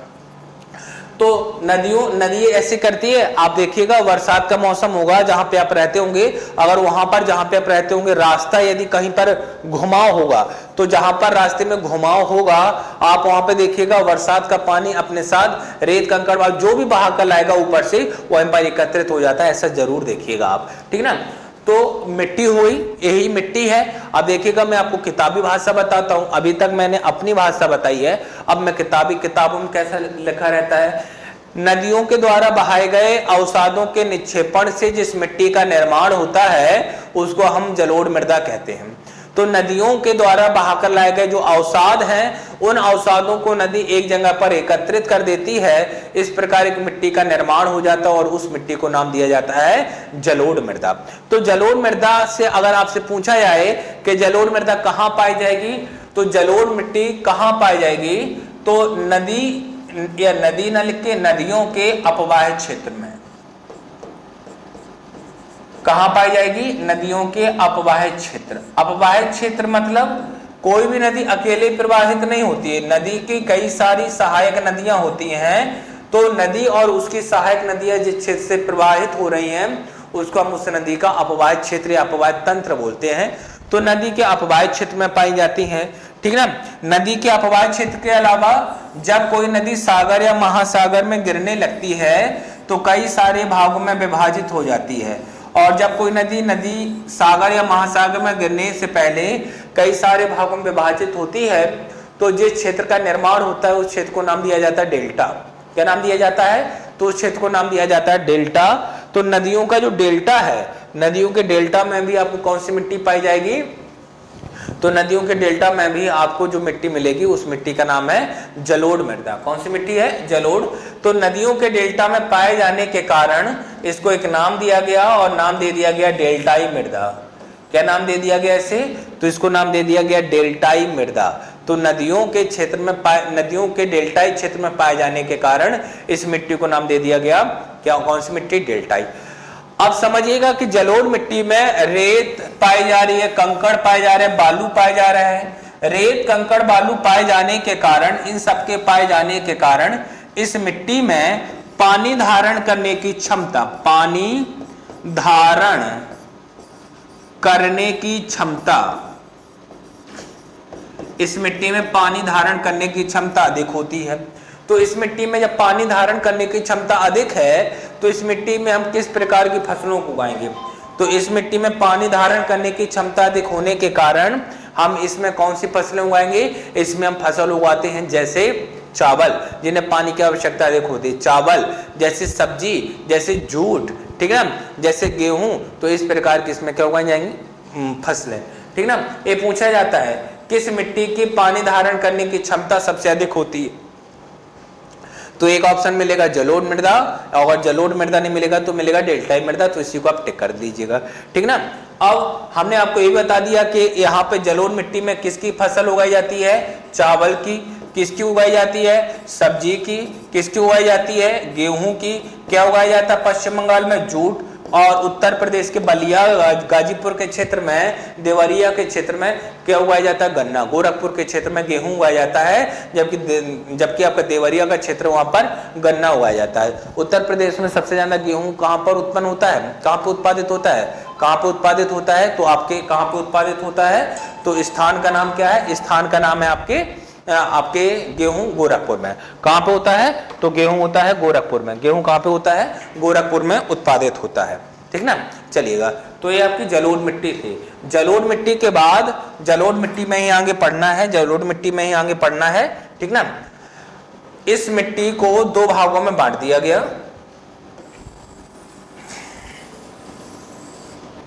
ठीक ना। जलोढ़ मिट्टी के प्रकार, जलोढ़ मिट्टी दो प्रकार की होती है। एक मिट्टी का नाम है बांगर और एक मिट्टी का नाम है खादर। अब देखिएगा, ये हम कई बार भूल जाते हैं कौन सी बांगर होती है, कौन सी खादर होती है। मैं बस आपको एक चीज बताऊंगा, आप कभी भी नहीं भूलेंगे, एक कंफर्म है, ठीक ना। तो जलोढ़ मिट्टी दो प्रकार की होती है। एक मिट्टी होती है आपकी बांगर और दूसरी मिट्टी आपकी क्या होती है? तो दूसरी मिट्टी होती है आपकी खादर। देखिएगा, मैं आपको एक बार समझाऊंगा, आपको एक ही बार समझ में आ जाएगा, ठीक है ना। खादर और बांगर, देखिएगा मैं ऐसे समझाता हूं आपको। मान लीजिएगा ये कोई नदी प्रवाहित हो रही है, ऐसे मान लीजिएगा कोई नदी प्रवाहित हो रही है। तो नदी अपने साथ कई प्रकार के अवसादों को बहा कर लाती है और कई प्रकार के अवसादों को नदी ने क्या किया? यहाँ पर एकत्रित कर दिया। तो नदी के द्वारा अवसाद बहाकर लाए गए और इस स्थान पर अवसादों को एकत्रित कर दिया गया। जहां पे नदी अभी अवसाद बहाकर लाई है, एकदम नया है। और जो नया जलोढ़ होता है, जो नया जलोढ़ मृदा होती है, उसको हम एक नाम दे देते हैं, उसको हम नाम दे देते हैं खादर। तो खादर जो मिट्टी है वो एकदम किस प्रकार की मिट्टी होती है? नवीन, अभी नदियों के द्वारा जो बहाकर लाई गई मिट्टी है उसको नाम दिया जाता है खादर। क्या नाम दिया जाता है? उस मिट्टी को नाम दिया जाता है खादर। अब बताइए क्या ऐसा है कि कोई भी नदी एक ही बार अवसादों को बहाकर लाएगी? नदी तो कई बार अवसादों को बहाकर लाती है। तो मान लीजिएगा फिर से नदी अपने साथ क्या किया? नदी फिर से अवसादों को बहाकर लाई। अब नदी ने अवसाद अपने यहां पर एकत्रित कर दिए, यहां पर अवसादों को एकत्रण कर दिया। भाई पीले वाले स्थान पर जो मैंने पीले बनाए यहां पर नहीं हुआ, क्योंकि यहां पर तो पहले से आ गया है। अब नदी के द्वारा लाए गए अवसाद यहां पर एकत्रित हो गए।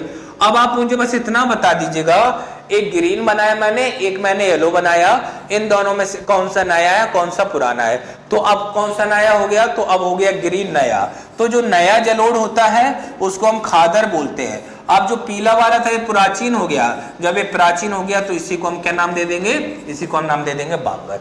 कहने का मतलब है कि खादर मिट्टी से ही बांगर मिट्टी का निर्माण होता है। खादर मिट्टी से ही बांगर मिट्टी का निर्माण होता है। जब खादर मिट्टी पुरानी हो जाती है तो उस पुरानी मृदा को हम क्या नाम दे देते हैं? बांगर। ठीक ना। अब देखिएगा मैं यहाँ पर फ्लो चार्ट बनाता हूं।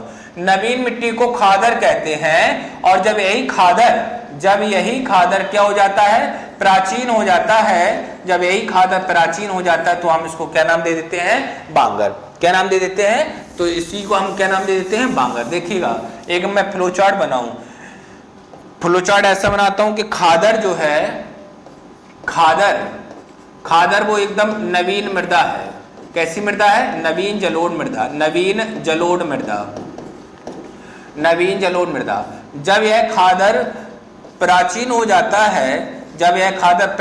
जाता है, तो प्राचीन होने पर इसी को हम क्या नाम दे देते हैं? इसी को हम नाम दे देते हैं बांगर। अब आप मुझे ये बताइएगा कि खादर और बांगर में से कहां पर बाढ़ आने की संभावना ज्यादा है? नदी वाले क्षेत्र में बाढ़ आने की संभावना ज्यादा है या नदी से दूर वाले क्षेत्रों में बाढ़ आने की संभावना ज्यादा है? तो नदी वाले क्षेत्रों में बाढ़ आने की संभावना ज्यादा है। और नदी के क्षेत्र में कौन सी मिट्टी पाई जाती है? खादर। तो खादर मिट्टी बाढ़ वाले क्षेत्रों में पाई जाती है। बाढ़ वाले क्षेत्रों में पाई जाती है।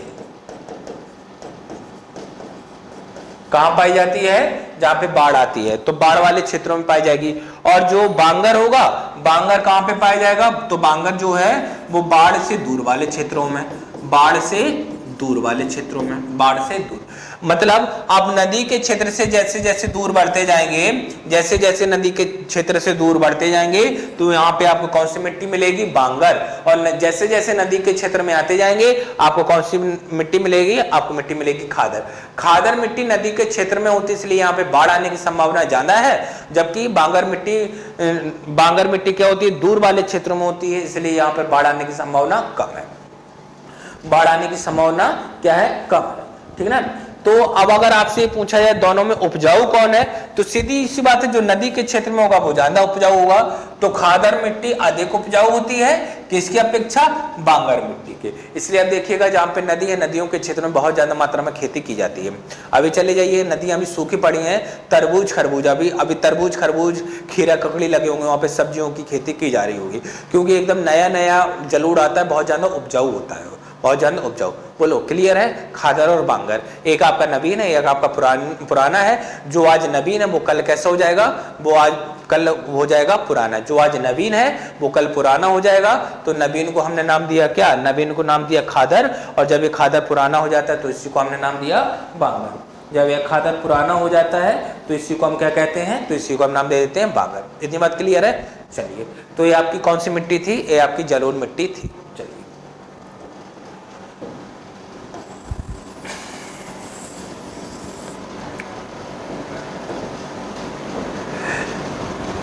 जलोढ़ मिट्टी भारत में सर्वाधिक मात्रा में पाई जाने वाली मिट्टी है। बात मैं पहले लिखा चुका हूं, डायग्राम बनाया था। ठीक ना। सर्वाधिक मात्रा में पाई जाने वाली मिट्टी है। अगला देखिएगा, हम अगला देखते हैं लाल पीली मिट्टी। लाल पीली मृदा, कहीं कहीं पर लाल है और कहीं कहीं पे इसका रंग पीला है, तो लाल या पीली मृदा। अब देखिएगा मैं आपको एक फ्लो चार्ट बनाऊंगा, सारी चीजें क्लियर हो जाएंगी। लाल या पीली मृदा में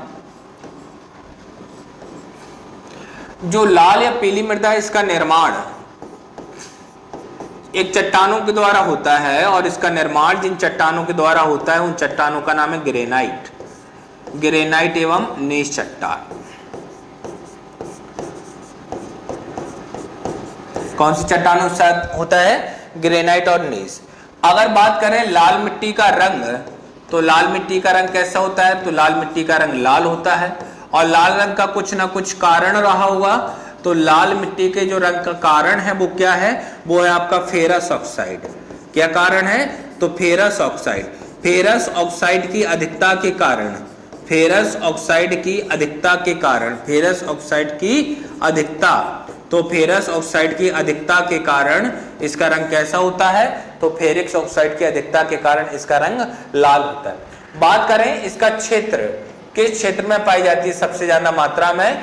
तो लाल या पीली मिट्टी सबसे ज्यादा मात्रा में बुंदेलखंड में पाई जाती है। आपकी कहां पाई जाती है? बुंदेलखंड पठार। आप लोगों में से जो कोई भी ललितपुर या झांसी क्षेत्र का होगा, छतरपुर क्षेत्र का, वो अच्छे से समझ रहा होगा मेरी बात को कि आपके ललितपुर छतरपुर और आपके ललितपुर छतरपुर झांसी जिले में आप देखिएगा वहां पे लाल मिट्टी का विकास हुआ है। कौन सी मिट्टी का विकास हुआ है वहां पर? तो वहां पर जिस मिट्टी का विकास हुआ है उस मिट्टी का नाम है लाल, ठीक ना। इसके अलावा जो आपका छोटा नागपुर पठार है, छोटा नागपुर पठार में भी यह मिट्टी मिलती है। छोटा नागपुर पठार में भी मिलती है। छोटा नागपुर पठार के अलावा आप दक्षिण भारत के आंतरिक भागों में देखेंगे, दक्षिण भारत के आंतरिक भागों में मतलब कर्नाटक आंध्र प्रदेश, थोड़ा बहुत तमिलनाडु और तेलंगाना के क्षेत्र में देखेंगे तो वहां पर भी आपको लाल मिट्टी मिलेगी। लाल मिट्टी का में उत्पादन किसका किया जाता है, कौन सी फसलें उगाई जाती हैं? अगर उत्पादन की बात करें तो लाल मिट्टी में दो प्रकार की फसलें उगाई जाती हैं। एक का नाम है दलहन फसल, क्या नाम है एक का नाम है दलहन यानी मोटे अनाज, और दूसरे का नाम है तिलहन यानी जिनसे हमें तेल की प्राप्ति होती है उनको हम तिलहन फसल बोलते हैं। तो एक दलहन और एक तिलहन।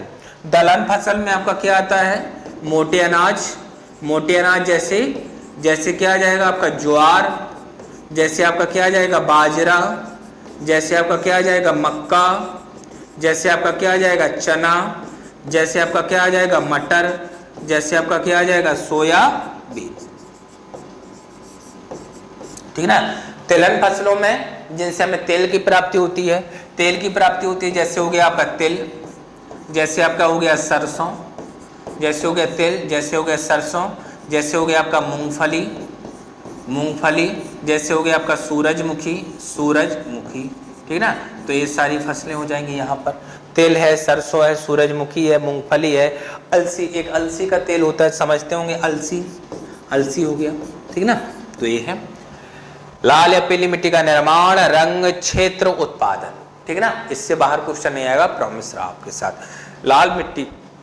लाल मिट्टी से संबंधित इससे बाहर का क्वेश्चन नहीं आएगा। बस अभी यह है कि आपको मैप अच्छा से आना चाहिए कि बुंदेलखंड पठार कहाँ पे, छोटा नागपुर पठार कहाँ है। बुंदेलखंड पठार कमेंट करके बॉक्स में बताइएगा। जैसे कल आप लोग किए थे, बहुत अच्छा लगा था। कोई बताया था सर मेरा 10 में 10 हुआ, कोई बताया था 8 में 10 में 8 हुआ, वैसे आज बताइएगा, ठीक ना। बुंदेलखंड पठार के अंदर जो में है, छोटा नागपुर पठार का विस्तार कहां पर है, ठीक ना। दो क्वेश्चन है। तो ये लाल या पीली मिट्टी है। लाल या पीली मिट्टी के समान ही हमारी एक और मिट्टी है जिसका नाम है काली है। इसको भी समझ लेते हैं हम लोग, काली मृदा।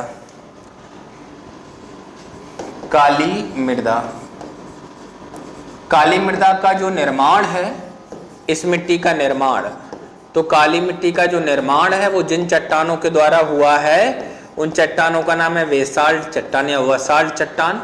और वेसाल्ट या वसाल्ट चट्टान ज्वालामुखी प्रक्रिया के द्वारा निर्मित हुई है।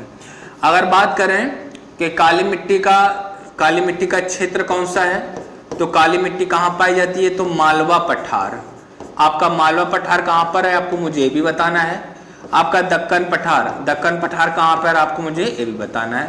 मालवा पठार और दक्कन पठार के क्षेत्र में पाई जाती है। बात करें तो यह उत्तर प्रदेश में भी पाई जाती है थोड़ी बहुत मात्रा में। उत्तर प्रदेश में जैसे प्रतापगढ़ क्षेत्र में पाई जाती है, प्रतापगढ़। और प्रतापगढ़ क्षेत्र में इस मिट्टी को एक नाम दिया जाता है, इस मिट्टी को रेगोर या रेगोड़ मृदा के नाम से भी जानते हैं। बात कर रहे हैं अगर इसमें उत्पादन किसका होता है, तो इसमें उत्पादन सबसे ज्यादा मात्रा में कपास उगाया जाता है। और कपास उगाए जाने के कारण इसको हम नाम दे देते हैं कपासी मृदा। क्या नाम दे देते हैं, तो हम इसको नाम दे देते हैं कपासी मृदा। इसके अलावा खट्टे फल जैसे अंगूर हुआ आपका, जैसे आपका संतरा हुआ, अंगूर हुआ, संतरा हुआ, जैसे आपका नाशपाती हुआ, अंगूर, संतरा, नाशपाती, जैसे आपका आंवला हुआ, जैसे आपका नींबू हुआ, इन सारी चीजों की यहाँ पे कृषि की जाती है। आप समझ रहे होंगे। आप प्रतापगढ़ में आंवला क्यों अधिक उगाया जाता है, क्योंकि प्रतापगढ़ में कौन सी मिट्टी पाई जाती है, तो प्रतापगढ़ में काली मिट्टी पाए जाने के कारण यहाँ पर किसकी खेती की जाती है, तो काली मिट्टी पाए जाने के कारण यहाँ पर आंवला उगाया जाता है। उत्तर प्रदेश में सबसे ज्यादा आंवले की खेती आपके प्रतापगढ़ में ही होती है। उत्तर प्रदेश में सबसे ज्यादा आंवले की खेती आपके प्रतापगढ़ जिले में होती है, ठीक ना। तो ये उत्पादन है। उत्पादन के बाद हम देख लेते हैं तो निर्माण क्षेत्र उत्पादन।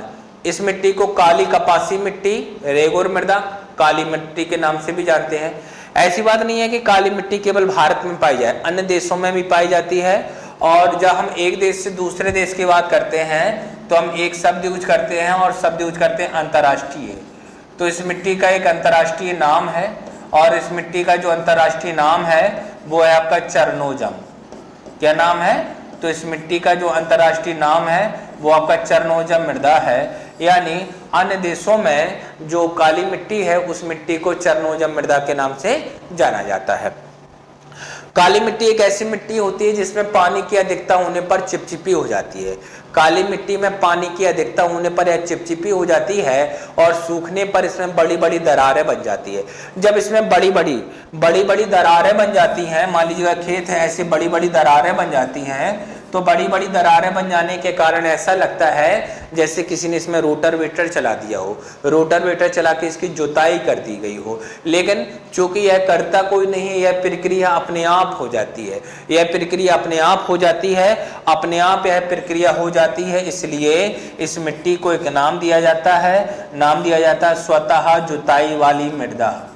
स्वतः जुताई वाली मृदा क्या नाम दिया जाता है इस मिट्टी को? तो इस मिट्टी को एक नाम दिया जाता है स्वतः जुताई वाली मृदा, अर्थात एक ऐसी मिट्टी जिसमें अपने आप जुताई हो गई हो। एक ऐसी मिट्टी जिसमें अपने आप जुताई हो गई हो, स्वतः जुताई वाली मृदा उसको कहा जाता है। बोलो, इतनी बातें क्लियर है? इतनी बातें क्लियर है? तो अब काली मिट्टी के कितने नाम हो गए? एक नाम हो गया काली, एक हो गया रेगोर, एक हो गया कपासी, एक हो गया चरनोजिम, एक हो गया स्वतः जुताई वाली मिट्टी। अब एक देखिएगा कि इसमें क्वेश्चन पूछा गया कि वह कौन सी मिट्टी जिसमें वायु एक स्थान से प्रवेश करने के बाद आराम से दूसरे स्थान तक जा सकती है। यानी दरार होगी तभी तो वायु एक स्थान से प्रवेश करके दूसरे स्थान पर जाएगी। तो दरार पूछ रहा है, दरार किस मिट्टी की विशेषता है? काली मिट्टी का, इसलिए नाम दे दिया गया स्वतः जुताई वाली मृदा।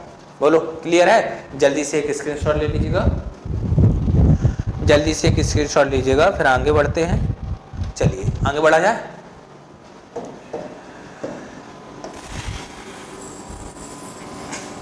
आपकी एक और इंपॉर्टेंट मृदा है, ये भी देख लीजिएगा, फिर मैं आपको मिट्टी से संबंधित कोई क्वेश्चन कराऊंगा। लैटेराइट मृदा। ये जो लैटेराइट मृदा है, ये लैटेराइट में एक शब्द है जिसका नाम है लैटेरा, और लैटेरा एक लैटिन भाषा का शब्द है, और लैटिन भाषा में लैटेरा का अर्थ होता है ईंट के समान कठोर। ईंट के समान कठोर क्या अर्थ होता है इसका? तो इसका अर्थ होता है ईंट के समान कठोर। तो ईंट के समान जो कठोर है उस मिट्टी को लैटेराइट मिट्टी कहते हैं। ईंट के समान कठोर क्यों, तो मैं समझा देता हूं। पहली बात ये समझ लीजिएगा कि लैटेराइट मृदा ऐसे क्षेत्रों में पाई जाती है जहां पर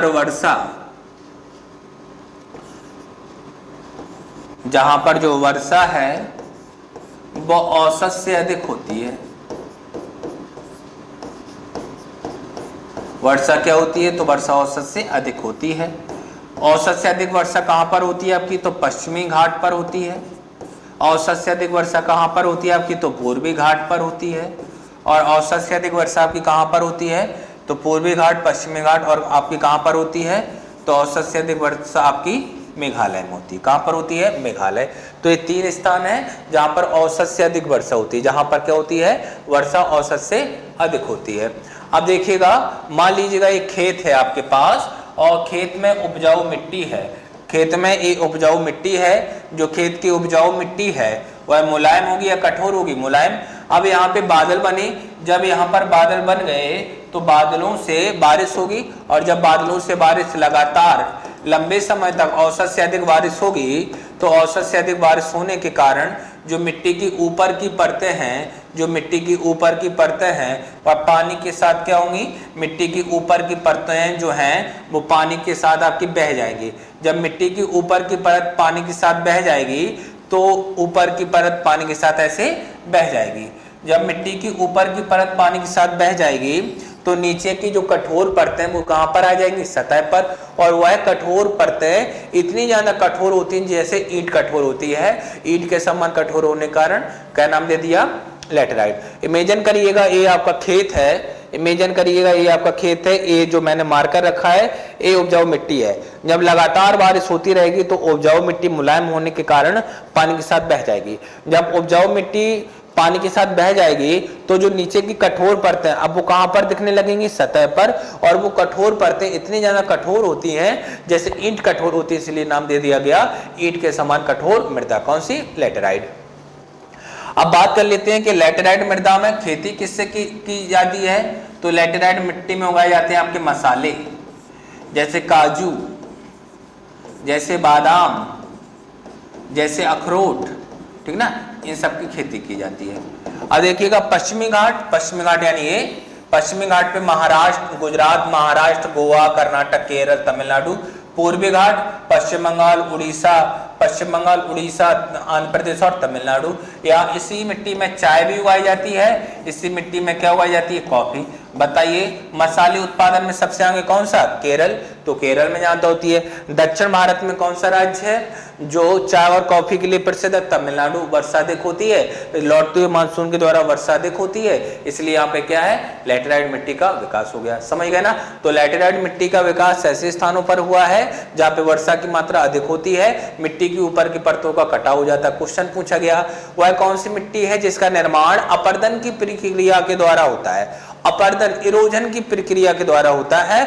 अपरदन का मतलब है मिट्टी का कटाव हो जाना। अपरदन का मतलब मिट्टी का कटाव हो जाना। समझ गए? क्लियर है? चलिए क्लियर है। तो अब हम जो अभी तक हमने 4 आपको मिट्टी पढ़ाई उससे संबंधित आपके एग्जाम में अभी तक कौन कौन से क्वेश्चन पूछे गए हम आपके लिए वो क्वेश्चन लेकर आए हैं। हम आपको वो क्वेश्चन एक एक से करा देते हैं, आंसर देने की कोशिश कीजिएगा, ठीक ना। हमारी ऑनलाइन इंस्टीट्यूट का नाम है टारगेट ताल्लुक ज्योग्राफी, मैं पढ़ाता हूँ, मेरा नाम गौरव है। चलिएगा पहला क्वेश्चन आपके सामने ये रहा, ए वाला क्वेश्चन पूछा गया आपके SSSC के द्वारा कि भारतीय कृषि अनुसंधान परिषद का मुख्यालय कहां पर है या भारतीय कृषि अनुसंधान परिषद स्थित है। तो आप क्या बताएंगे? भारतीय कृषि अनुसंधान परिषद कहां पर स्थित है? तो भारतीय कृषि अनुसंधान परिषद आपका कहां पर है? अभी अभी पढ़ाया हूं मैं आपको। तो भारतीय कृषि अनुसंधान परिषद आपका दिल्ली में है। कहां पर है आपका? दिल्ली में है आपका भारतीय कृषि अनुसंधान परिषद। कहां पर है? दिल्ली में है। चलिएगा आगे देख लेते हैं, दूसरा क्वेश्चन देखते हैं हम लोग। दूसरा क्वेश्चन, चलिए दूसरा क्वेश्चन देखते हैं। जलोढ़ मिट्टी को अन्य किस नाम से जाना जाता है? पढ़ाया हूं मैं, जलोढ़ मिट्टी नदियों के डेल्टाई क्षेत्र में पाई जाती है और नदी के डेल्टाई क्षेत्र में पाए जाने के कारण जलोढ़ मिट्टी को हम किस नाम से जानते हैं? तो जलोढ़ मिट्टी को हम किस नाम से जानते हैं? डेल्टाई क्षेत्र में पाए जाने के कारण जलोढ़ मिट्टी को हम डेल्टाई मृदा के नाम से जानते हैं। किस मिट्टी के नाम से जानते हैं? डेल्टाई मृदा के नाम से जाना जाता है आपकी जलोढ़ मृदा को। चलिए आगे देख लेते हैं, ठीक है ना, आगे देख लेते हैं हम लोग। अगला क्वेश्चन ए रहा आपकी स्क्रीन पर, उत्तर प्रदेश में निम्न में से कौन सी मृदा का विकास हुआ है? ये बताइएगा। उत्तर प्रदेश में मैंने पढ़ाया, उत्तर प्रदेश में थोड़े बहुत मात्रा में काली पाई जाती है और बुंदेलखंड उत्तर प्रदेश में थोड़े बहुत मात्रा में क्या पाई जाती है? लाल। लेकिन जलोढ़ मिट्टी जो नदियों के द्वारा बहा कर लाई जाती है, तो उत्तर प्रदेश में नदियों की संख्या बहुत है। उत्तर प्रदेश की महत्वपूर्ण नदियों के नाम बताइएगा। गंगा, यमुना, रामगंगा, गोमती, घाघरा, ठीक ना, घाघरा हो गई, सोन, चंबल, बेतवा, केर। तो उत्तर प्रदेश में नदियों का जाल बहुत ज्यादा है, राप्ती है, शारदा है, सरयू है। तो उत्तर प्रदेश में नदियों की संख्या अधिक है, इसलिए उत्तर प्रदेश में जो मिट्टी पाई जाती है उस मिट्टी का नाम क्या है? तो उस मिट्टी का नाम आपको याद रखना है। मिट्टी का नाम क्या है? तो मिट्टी का नाम आपकी है, कौन सी मिट्टी है?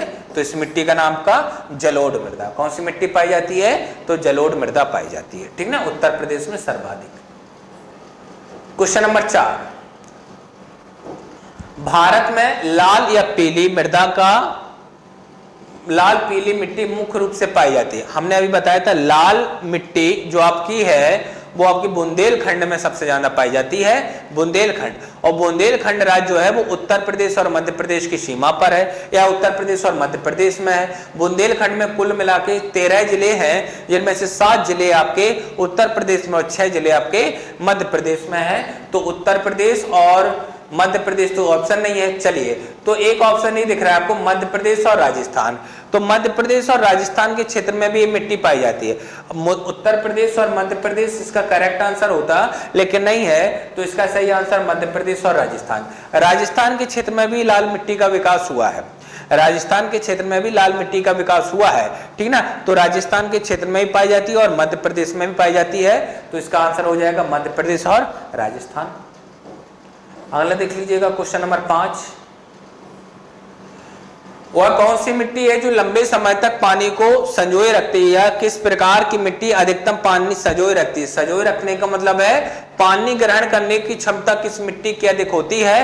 अभी पढ़ाया हूं कौन सी मिट्टी की, कौन सी मिट्टी की, जलोढ़ मिट्टी की, क्योंकि रेत, कंकड़, बालू, पत्थर पाए जाते हैं जो अधिक मात्रा में क्या करते हैं, पानी को एब्जॉर्ब करते हैं, पानी का अवशोषण करते हैं। ठीक है, चलिए अगला देख लेते हैं क्वेश्चन नंबर 6।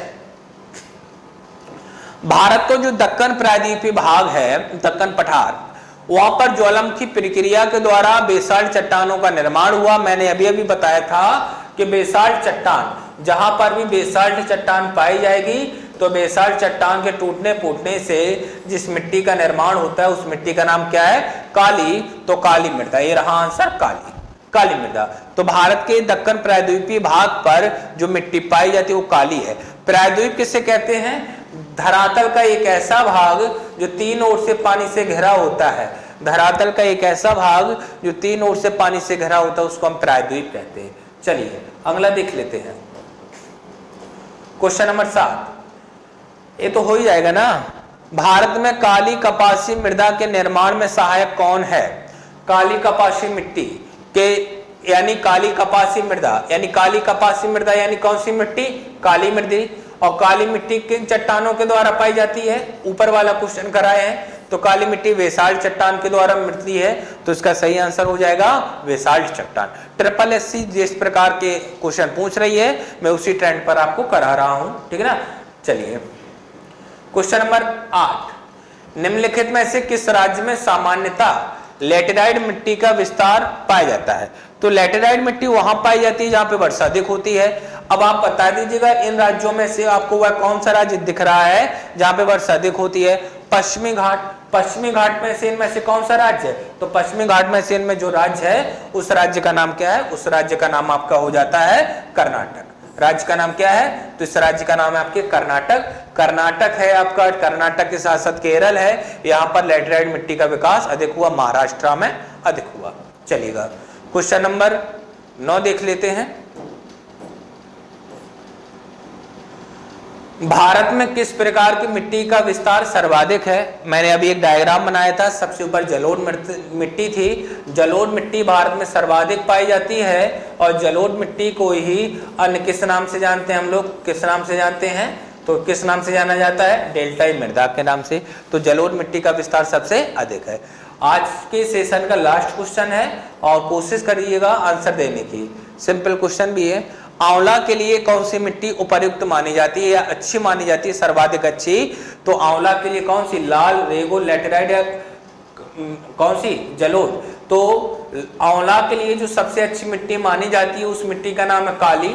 लेकिन यहाँ तो काली ऑप्शन में है नहीं, लेकिन अभी अभी मैंने पढ़ा है कि काली मिट्टी को हम काली कपासी मिट्टी भी बोलते हैं, काली मिट्टी को हम रेगोर मृदा भी बोलते हैं, काली मिट्टी को हम चरनोजम भी बोलते हैं। क्या बोलते हैं, चरनोजम।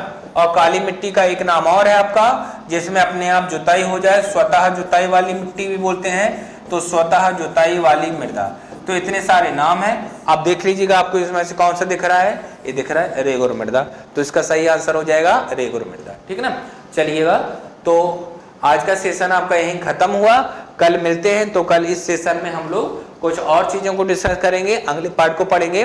आपके यूपीटर प्लस जिस प्रकार से क्वेश्चन पूछ रहे हैं उसी प्रकार का मैं करा रहा हूं, टू द पॉइंट आपको पढ़ाया जा रहा है ताकि 45 दिनों में आपकी कैरियर की सुनिश्चित तैयारी हो सके और अंतिम रूप से आप सिलेक्शन प्राप्त कर सके, ठीक ना। तो आज यही रखते हैं, थैंक यू।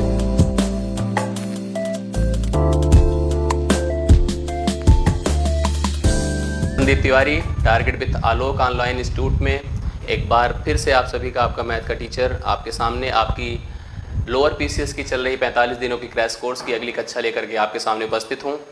लगातार आप पिछले कुछ दिनों से 2 दिनों से आप देख रहे हैं कि आपको जो है 45 दिन के उस क्रैश कोर्स का एक मॉड्यूल आपके सामने प्रस्तुत किया जा रहा है, जिसकी उपयोगिता और उसकी उपयोगिता को आप लोग अच्छी तरह से समझ सकते हैं। आपको हर एक टॉपिक के संबंधित उन्हीं प्रश्नों को सॉल्व कराया जा रहा है, उन टॉपिक्स पे उसी तरह का एक्सप्लेनेशन दिया जा रहा है जैसे एक शॉर्ट टर्म में रिक्वायरमेंट होती है, जैसे एक छोटे समय में आप करके अपनी तैयारी को सुनिश्चित बना सकते हैं। आप उन प्रश्नों को सेलेक्ट कर सकते हैं डायरेक्टली जो एग्जाम में आते हैं, आपको उन्हीं प्रश्नों के ऊपर भी डिस्कशन किया जाएगा।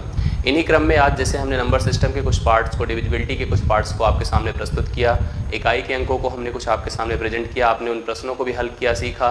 आज उसी क्रम में एक नए मॉड्यूल को जो नंबर सिस्टम का ही होता है उसको हम आपके सामने लेकर आए हैं, जिसकी उपयोगिता बहुत ज़्यादा होती है। आप उसके डायरेक्ट प्रश्नों को एग्जाम में देख सकते हैं, सबऑर्डिनेट के एग्जाम में, अधीनस्थ के एग्जाम में, लोअर पीसीएस के किसी भी एग्जाम में आप जरूर उसको पा सकते हैं। ऐसे प्रश्नों की बात की जाए तो आपने जैसे नोटिस किया होगा, कभी कभी आपसे पूछा जाता है कि कोई एक गुणनफल दिया और गुणनफल छोटा नहीं होता है, बड़े सीक्वेंस का होता है, उसमें पूछा जाएगा कि अंतिम में शून्य की संख्या कितनी है। मतलब इसको हम अगर टॉपिक करें तो इसको हम कहते हैं trailing with zero. Trailing with zero को हम हिंदी में कह सकते हैं कि अंत से शून्य की संख्या को गिनना या अंत से शून्य की संख्या को काउंट करना। शून्य की संख्या, पूरे टॉपिक को गंभीरता के साथ अंत तक वीडियो में बने रहिए। हर एक टर्म्स इसमें क्लियर होगा जो जो एग्जाम में आया करता है, और हर एक चीज़ को आप लोग बहुत ही अच्छी टेक्निक के साथ सीख पाएंगे। तो हमने यहाँ पे आपको बताया कि शून्य को कैसे हम काउंट कर पाते हैं किसी भी गुणनफल में। आपको पता है कि अगर हम कोई नंबर देख रहे हैं, दो संख्याएं ऐसी देख रहे हैं जिनके ऐसे गुणनफल की बात की जाए जिसके अंत में अगर शून्य डिक्लेयर्ड है ऑलरेडी, जैसे सपोज करिए आपको किसी एक नंबर से 170 को किसी ने 12 से गुणा करने को बोला, तो आप यहाँ पे देख करके बता सकते हैं क्योंकि उसके अंत में एक शून्य है तो एक शून्य का आना कंपलसरी है, एक शून्य तुरंत आ जाएगा। जितने शून्य यहाँ पे होंगे, जितने शून्य यहाँ पे होंगे, उनका जोड़ मतलब उतने लगभग शून्य तो आपके उस संख्या में, उसके गुणनफल में जरूर आया करते हैं। प्रॉब्लम तो तब हो जाती है जब ऐसे नंबर्स में हम शून्य को नहीं देखते हैं और डायरेक्ट देख करके मुझे पता करना होता है कि कितने शून्य उसके अंत में आएंगे, तो आपको समस्या होगी। जैसे आपको हम एक नंबर दें, हम कहें 17 है, 13 है, 12 है, 18 है, इस प्रकार का एक गुणनफल दें और आपसे कहें कि बताइए इसके अंत में कितने शून्य आएंगे, तो आपको देखने के बाद समझ में नहीं आएगा कि कितने शून्य आएंगे, लेकिन हम बता देंगे एक भी शून्य नहीं आएगा। यहाँ पे शून्य की बात किया जाए तो शून्य नहीं आएगा। अब आप कहोगे शून्य नहीं आएगा तो आपने कैसे सोच लिया? इसको सोचने का एक रीज़न था, उसकी बात मैं आप लोगों से करने जा रहा हूँ। किसी भी गुणनफल में अगर आपने मेरा यूनिट डिजिट वाला टॉपिक पढ़ा होगा तो आपको उसमें मैंने बताया था कि किसी भी गुणनफल के अंत में शून्य तभी आता है, किसी भी गुणनफल के अंत में शून्य तभी आता है जब उसके गुणनखंड में 2 और 5 का यूज किया गया हो। मतलब 2 और 5 का अगर प्रयोग किया जाएगा किसी भी गुणनखंड में किसी भी नंबर के, तभी उसके अंत में शून्य आएगा, अन्यथा शून्य नहीं आएगा। केवल 2 के होने से भी शून्य नहीं आएगा, केवल 5 के होने से भी शून्य नहीं आएगा जब तक 2 और 5 का यूज ना किया जाए। जैसे अगर आप इनकी बात करें तो 17 गुणे 13 गुणे 12 गुणे 18 में 2 तो आप कई जगहों पे देख रहे थे, लेकिन यहाँ पे कहीं 5 आपको नहीं दिख रहा था। इस प्रकार के गुणनफल में शून्य कभी नहीं आ सकता है। शून्य तो तब आएगा जब आपके गुणनफल में कहीं ना कहीं से 5 लगा हो। सपोज करिए हमें किसी ने कहा 15 है, 12 है, 18 है। अब आपको इसमें शून्य की संख्या पता करनी है, तो शून्य कितनी बार आएगा तो यह बताने के लिए हम लोग अब सुनिश्चित कर सकते हैं कि कितने बार यहाँ पे शून्य आएगा। तो हम पहले से आपको बता दूं, जैसे मैंने पहला पॉइंट आपको बताया, शून्य तभी आएगा जब 5 और 2 गुणनखंड हों। 5 और 2 गुणनखंड हों। शून्य तभी आएगा जब 5 और 2 गुणनखंड हो। दूसरी स्थिति आपको समझा दूं कि जितने जोड़े 5 और 2 के बनेंगे, जितने जोड़े पेयर्स होते हैं, जितने जोड़े मतलब पेयर्स 5 और 2 के बनेंगे, 5 2 के होंगे, उतनी बार शून्य आएगा, उतनी ही बार शून्य आएगा। मतलब उतनी बार शून्य होगा। अब इस बात को समझिएगा आप लोग जो मैं आपको बताने जा रहा हूँ। मैंने कहा कि अगर जब आप गुणनखंड किए उन संख्याओं का जिनका गुणनफल किया गया है, तो आप उनमें से चेक करिए कि कितनी बार यहाँ पे 5 और 2 बने हुए हैं, आए हुए हैं। उनके जोड़ों की बात करिए तो जितने पेयर्स बनेंगे उतनी ही बार शून्य आएगा। जैसे आपको बताया पेयर्स बनने की स्थिति क्या है। पेयर्स मतलब जैसे एक पेन है, पेन के साथ एक कॉपी, एक पेन के साथ दूसरी का मतलब पेयर्स का मतलब आप समझ सकते हैं जोड़ा। जोड़े में आपको दोनों को समान रूप से लेना पड़ता है। तो समान रूप से लेने के दौरान हम देखेंगे कितनी बार 5 आया, कितनी बार 2 आया। मान लीजिए किसी गुणनफल में 5 जो है 3 बार आया, जबकि 2 जो है केवल 2 बार आया। ऐसे स्थिति में जोड़ों की जो संख्या होगी केवल और केवल आपकी कितनी बन जाएगी? 2 बन जाएगी। यहाँ पे एक 5 छूट जाएगा, उसके साथ उसको पेयर बनाने वाला कोई नहीं है। इनकेस यहाँ पे अगर 4 बार आपका 2 आया होता तो जोड़ों की संख्या 3 हो जाती। मतलब इस गुणनफल में 3 बार शून्य आता। तो आपको याद रखना होगा कि जितने ही 5 और 2 के जोड़े बनेंगे उतनी बार आपका शून्य आएगा। जैसे अब इस नंबर की जो बात कर रहे थे, मैंने कहा इस नंबर को जब आपको दिया गया तो आपको समझना है और बताना है कि कितनी बार यहाँ पे शून्य आएगा। तो हमने यहाँ पे 5 और 2 के जोड़ों की बात करी कि 5 और 2 यहाँ पे कितनी बार आएंगे। जैसे मैंने इसमें देखा तो एक बार 5 है, क्योंकि 5 गुणे 3 15 होता है, तो एक बार 5 है। जबकि मैंने इसकी बात करी तो 2 गुणे 2 होता है 4 गुणे 3, मतलब 2 बार तो 2 आ ही चुका है। जैसे इसकी बात किया जाए तो एक बार यहाँ पे भी 2 आएगा। तो मैंने जब 5 को नोटिस किया तो 5 एक बार आया था। 2 की बात की तो 2 यहाँ पे 1 2 3 बार आया। तो जोड़ों की अगर बात किया जाए तो जोड़ा कम वाले को प्रेफर करता है, मतलब जितने कम लोग रहते हैं उतने ही जोड़े यहाँ पे संभव हैं, ज़्यादा में जोड़े नहीं बन सकते हैं। जैसे अगर हम 5 को एक बार खड़ा कर दें, 2 को यहाँ पे 3 बार खड़ा कर दें, तो जोड़ा तो एक ही बनेगा ना, बाकी ये दोनों शून्य, दोनों 2 का मतलब कुछ नहीं रह जाएगा, अर्थात इसके अंत में शून्य जो है वो एक बार आएगा। ऐसे किसी भी गुणनफल की अगर बात करें तो आपको केवल और केवल 5 और 2 के जोड़ों को काउंट करना है। जितनी बार 5 और 2 के जोड़े बनेंगे उतनी ही बार उस संख्या के गुणनफल में शून्य अंत में आएगा। ऐसे ही अगर और नंबर्स की बात अगर हम लोग करें, आप लोग एक एक करके चीज़ों को देखते चले जाइएगा तो आपको सब चीज़ स्पष्ट हो जाएगी थोड़ी देर में। आप फिर से अगर बात करिए, जैसे हमने कहा मेरे सामने है 125 है, मेरे सामने 216 है, मेरे सामने यहाँ पे आपका 420 है। इस प्रकार से हमने यहाँ पे इन संख्याओं का प्रयोग किया और मैंने कहा कि आप मुझे काउंट करके बताइए इसमें कितनी बार शून्य आएगा। इसमें एक नंबर और मैंने जोड़ दिया 373। अब आपको जैसे इसमें दिख रहा होगा 5, इसमें दिख रहा है 2 और इसमें दिख रहा है 2 और 5 दोनों, जबकि इसकी बात किया जाए तो यहाँ ना 2 दिखेगा ना 5, तो इसको आप छोड़ ही दीजिए। नॉर्मली गुणनखंड करके देखिए तो आपको पता है 5 की पावर 3 होगा, 5 की पावर 3 25, मतलब 5 पहली बार क्लियर हो चुका है, इसमें 3 बार है, इसमें 5 बिल्कुल नहीं है। जबकि अगर 420 को अगर हम डिवाइड करें तो 420 की अगर हम बात करें तो आपको पता है 2 से या 5 से ही काट के देख लीजिए, 5 8 40 होता है, 5 चौके 20, तो मतलब 5 एक बार यहाँ भी फिक्स हो चुका है, 5 एक बार यहाँ भी फिक्स हुआ है। अब मैं 2 से अगर देखूँ तो 2 चौके 8, 2 दूना 4, एक बार 2 से और जाएगा, कहने का मतलब 2 भी यहाँ पे 2 बार होगा, 2 भी यहाँ पे 2 बार होगा, बाकी चीज़ें 3 में होंगी।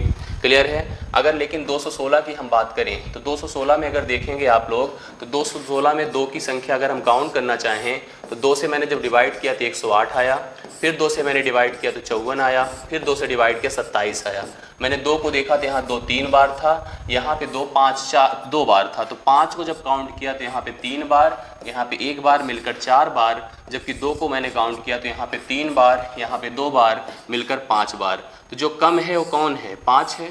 तो जोड़ों की संख्या कितनी होगी? 4। जो 5 है वो 4 बार है, तो मतलब कम कौन हुआ? 5 है। तो जोड़ों की संख्या कितनी बनी? 4, अर्थात शून्य भी कितनी बार आएगा? 4 बार आएगा।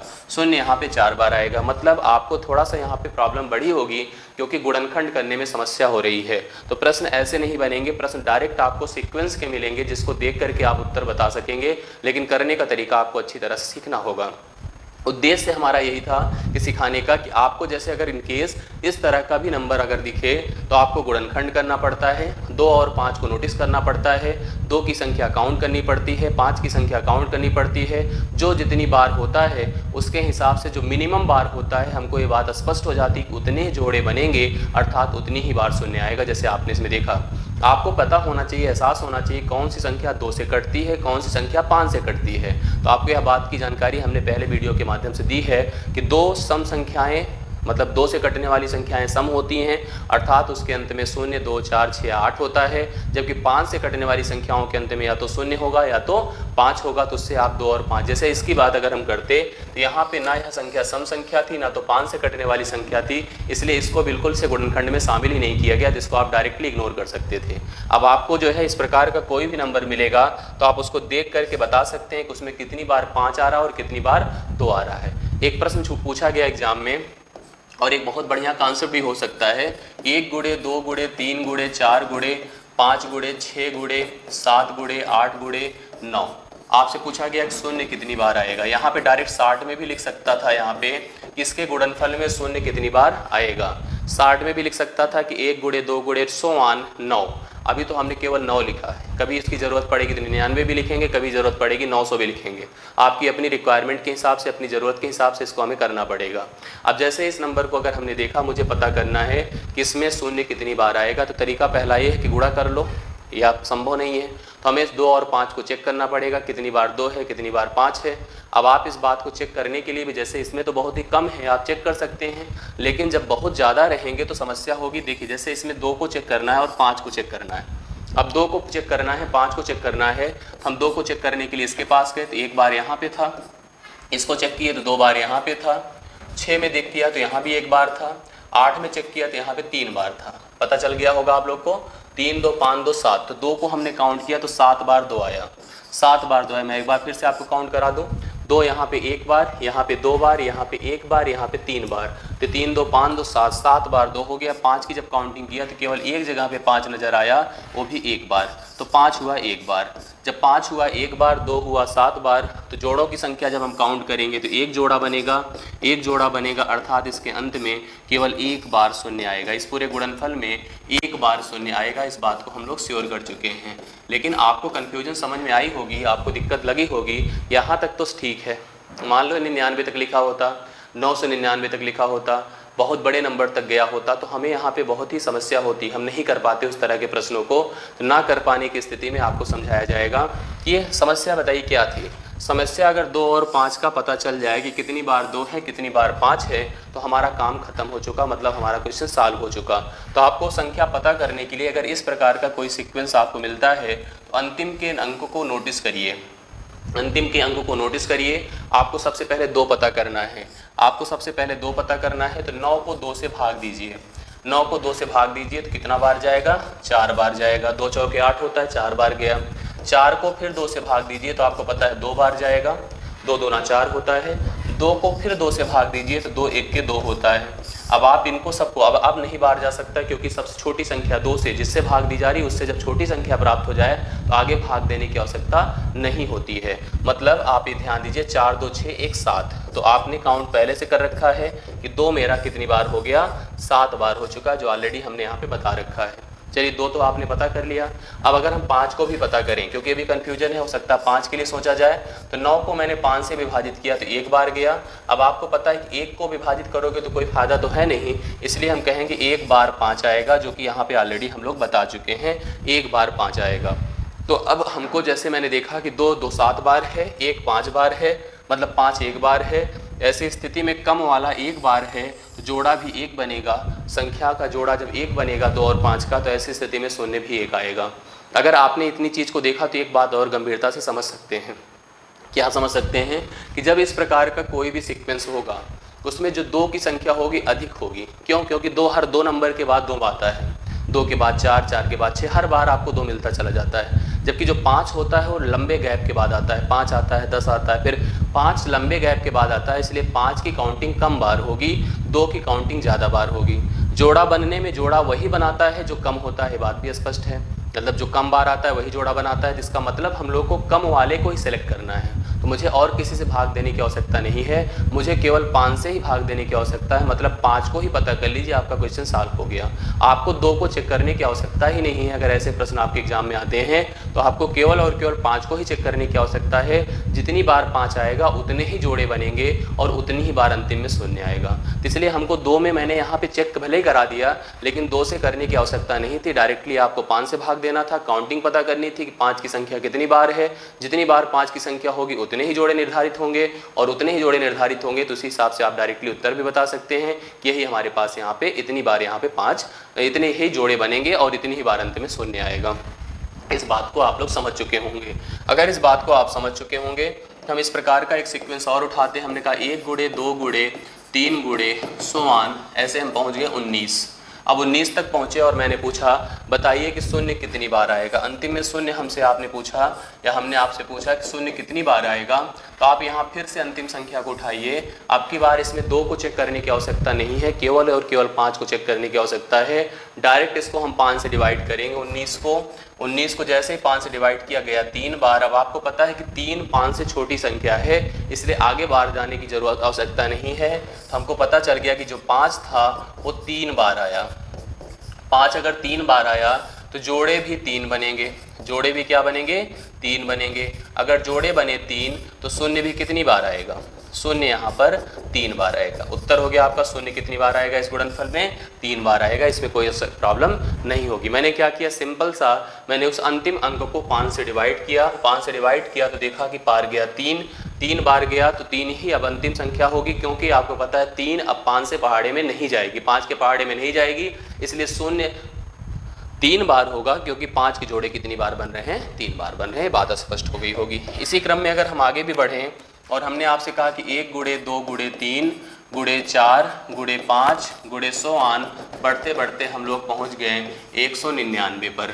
मतलब 199 तक पहुंच गए तो कन्फ्यूजन आपके लिए फिर बढ़ा। देखिए अब आपसे पूछा गया बताइए शून्य कितनी बार आएगा, तो आप देख करके बता सकते हैं, करके बता सकते हैं। 199 को उठाएंगे और 5 से डिवाइड करेंगे। 199 को जब मैंने 5 से डिवाइड किया तो 5 3 बार 15 होता है, 4 और 9 मिलके 49, 5 9 बार जाएगा 45 होगा, 45 होगा मतलब 39 बार जाएगा डायरेक्टली अगर देखा जाए तो। 39 को फिर लाएंगे 5 से भाग देंगे, 7 बार गया, 5 7 35 हो गया, 4 39, फिर 7 को हम 5 से भाग देंगे, 5 1 के 5, अब तो नहीं जाएगा ना। तो कुल मिला के जब जोड़ा गया 7 1 8, 8 9 17, 3 1 4। तो आप नोटिस कर सकते हैं और बता सकते हैं कि जो शून्य की संख्या होगी वो 47 बार होगी। शून्य की संख्या क्या होगी? 47 बार होगी। क्लियर है ये चीज़, आपको स्पष्ट हो गया होगा कि शून्य यहाँ पे 47 बार होगा। यहीं से एक प्रश्न और बनता है, एक प्रश्न और बनेगा, थोड़ा सा इसी में और कुछ आगे बढ़ते चले जाएं, फिर हम उसके बाद उसकी बात करने जा रहे हैं। यहाँ पे आप लोग एक एक करके चीज़ों को देखते जाइएगा, समझते जाइएगा। अब आप देखिए, जैसे अगर मान लीजिए एक शब्द आपने सुना होगा, जो हम यहाँ पे पैटर्न फॉलो कर रहे हैं, ये सही सही पैटर्न किसका होता है? तो आप मैथ में एक शब्द सुने होंगे फैक्टोरियल का, एक शब्द सुना होगा आप लोगों ने फैक्टोरियल का। फैक्टोरियल को हिंदी में हम लोग क्रम गुणित कहते हैं। क्रम गुणित आपको लगेगा कि यहाँ से नया टॉपिक आ गया, ये नया टॉपिक नहीं, उसी का पार्ट है। क्रम गुणित भी इस पे आधारित होता है। डायरेक्टली आपको किसी नंबर का फैक्टोरियल दिया जाएगा और आपसे पूछा जाएगा कि बताइए इसके अंत में शून्य कितनी बार आएंगे। जैसे आप फैक्टोरियल को पहले थोड़ा समझ लीजिए होता क्या है, उसको हम कैसे समझ पाएंगे। जैसे मैंने कहा कि 5 का फैक्टोरियल, तो फैक्टोरियल का पहली चीज़ तो सिंबल होता है, या तो ऐसे लिख करके दिखाया या तो ऐसे लिख करके दिखाया। अब इस 5 के फैक्टोरियल का मतलब पहले समझिए, लिखा जाएगा 5 गुणे 4 गुणे 3 गुणे 2 गुणे 1, ये फैक्टोरियल है। जहाँ से नंबर स्टार्ट होता है वहाँ से काउंटिंग शुरू होगी और 1 तक काउंटिंग होगी, वही फैक्टोरियल है। हमने कहा इसी प्रकार से, हमने कहा अगर 10 का फैक्टोरियल है तो आप लिखेंगे 10 गुणे 9 गुणे 8 गुणे 7 गुणे 100 आन 3 गुणे 2 गुणे 1, ये हो गया फैक्टोरियल।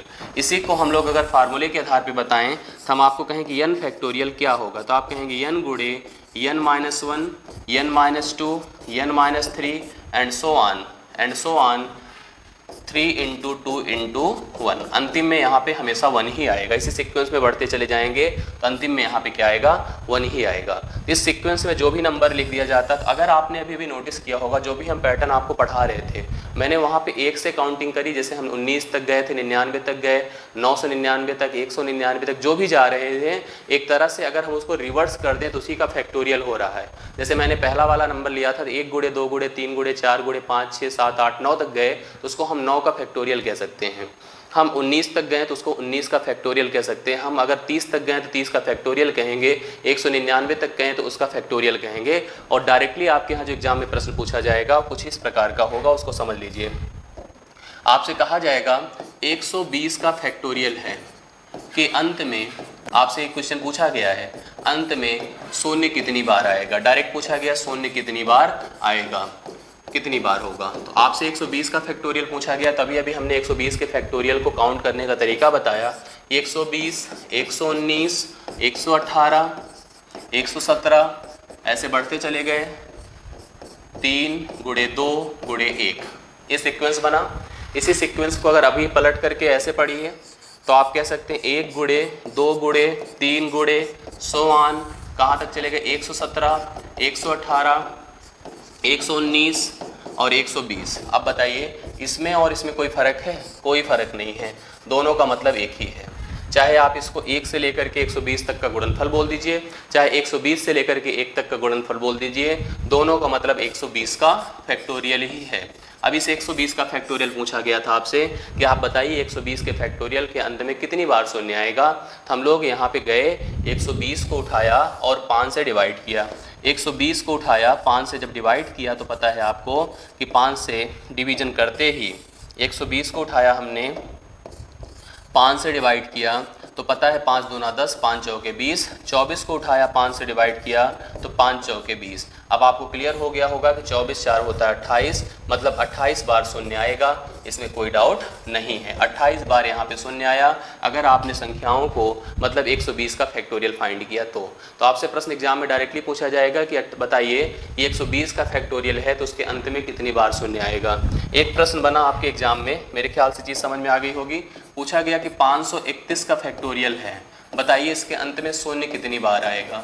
आप सिंपल सा कहेंगे भैया 531 है, आप इसको 5 से डिवाइड कर दीजिए। जब डिवीजन कर रहे हैं तो 5 एक बार गया, 5 अंक 30, पूरा आप यहाँ पे शून्य बढ़ाएंगे, 3 लेंगे, उसके बाद फिर आपके 106 मतलब 106 हो गया, 5 अंक 30 एक सेकेंड, तो मतलब 5 अंक 30 शून्य मतलब 106 बार गया। 106 को फिर उठाएं हम लोग यहाँ पे 5 से डिवाइड करें तो 5 दूना 10, 5 एक के 5 हो गया, आपको समझ में आ रहा होगा। 21 को फिर 5 से डिवाइड करें तो 5 चौके 20 हो गया। अब आपको पता 4 को तो कर नहीं पाएंगे तो 21 4 25 होगा, 25 6 31 होगा। 131 बार यहाँ पे शून्य आएगा अगर आपको 531 का फैक्टोरियल दिया गया हो और उसके अंत में शून्यों की संख्या को आपको गिनना हो तो 131 बार यहाँ पे शून्य आएगा, इसमें कोई डाउट नहीं होगी। तो मेरे ख्याल से इस प्रकार का फैक्टोरियल का भी प्रश्न आता है तो आप तुरंत देख करके उसके उत्तर को बता सकते हैं। जैसे एक क्वेश्चन और देख लीजिए आप सब लोग, आपसे पूछा गया कि बताइए 19 का फैक्टोरियल है गुणे 23 का फैक्टोरियल है, आप बताइए शून्य कितनी बार आएगा। तो आपको एक चीज़ मैं बता दूं, जैसे मैंने कहा कि मेरे संख्या में 20 है, यहाँ पे इन्होंने कहा कि मेरे पास 200 है, 100 है, हमने पूछा कि इनके गुणनफल में शून्य कितनी बार आएगा, तो डायरेक्ट जितना इनके पास है जोड़ दीजिए तो वही गुणनफल 3 बार हो गया। इसी प्रकार से अगर जैसे आपको ये संख्या दी गई, ये संख्या दी गई, इसके अंत में चेक करिए कितने शून्य हैं, इसके अंत में चेक करिए कितने शून्य हैं, दोनों शून्यों को जोड़ दीजिए तो आपको पता चल जाएगा। तो इसके अंत का शून्य पता करने के लिए 19 को 5 से डिवाइड किया तो 3 बार गया, तो इसका मतलब 3 ही बार जाएगा और 3 ही बार शून्य आएगा। 23 को अगर मैंने 5 से डिवाइड किया तो आपको पता है 5 चौके 20, 4 बार जाएगा तो मतलब 4 ही बार शून्य आएगा। 4 बार यहाँ पे, 3 बार यहाँ पे, मिला दीजिए दोनों को तो 7 बार यहाँ पे शून्य आएगा। कितनी बार आएगा? 7 बार शून्य आएगा। दोनों शून्यों को जोड़ दीजिए तो 7 बार इस प्रकार के गुणनफल में आपको शून्य प्राप्त होगा। चलिए, ये तो फैक्टोरियल और पहले वाले अप्रोच का मिला जुला कॉन्सेप्ट है। इसी में कुछ और भी टेक्निकल चीज़ें आपके सामने बनकर आएंगी, उसको भी देखने की कोशिश करिए। मान लीजिए एक प्रश्न आपको दिया गया कि 12 गुणे 13 गुणे 14 गुणे 15। अब आपसे पूछा गया कि शून्य कितनी बार आएगा। अब आप बताइए, आपको लगेगा क्या ये नया पूछा गया? बिल्कुल नया है। क्यों नया है? क्योंकि शुरुआत 1 से नहीं हो रही है। शुरुआत तो आप कहेंगे कि हम इसको तो डायरेक्ट कर लेंगे। डायरेक्ट क्यों कर लेंगे? क्योंकि अलग अलग नंबर का गुणनखंड कर लेंगे और वहाँ से पता चल जाएगा।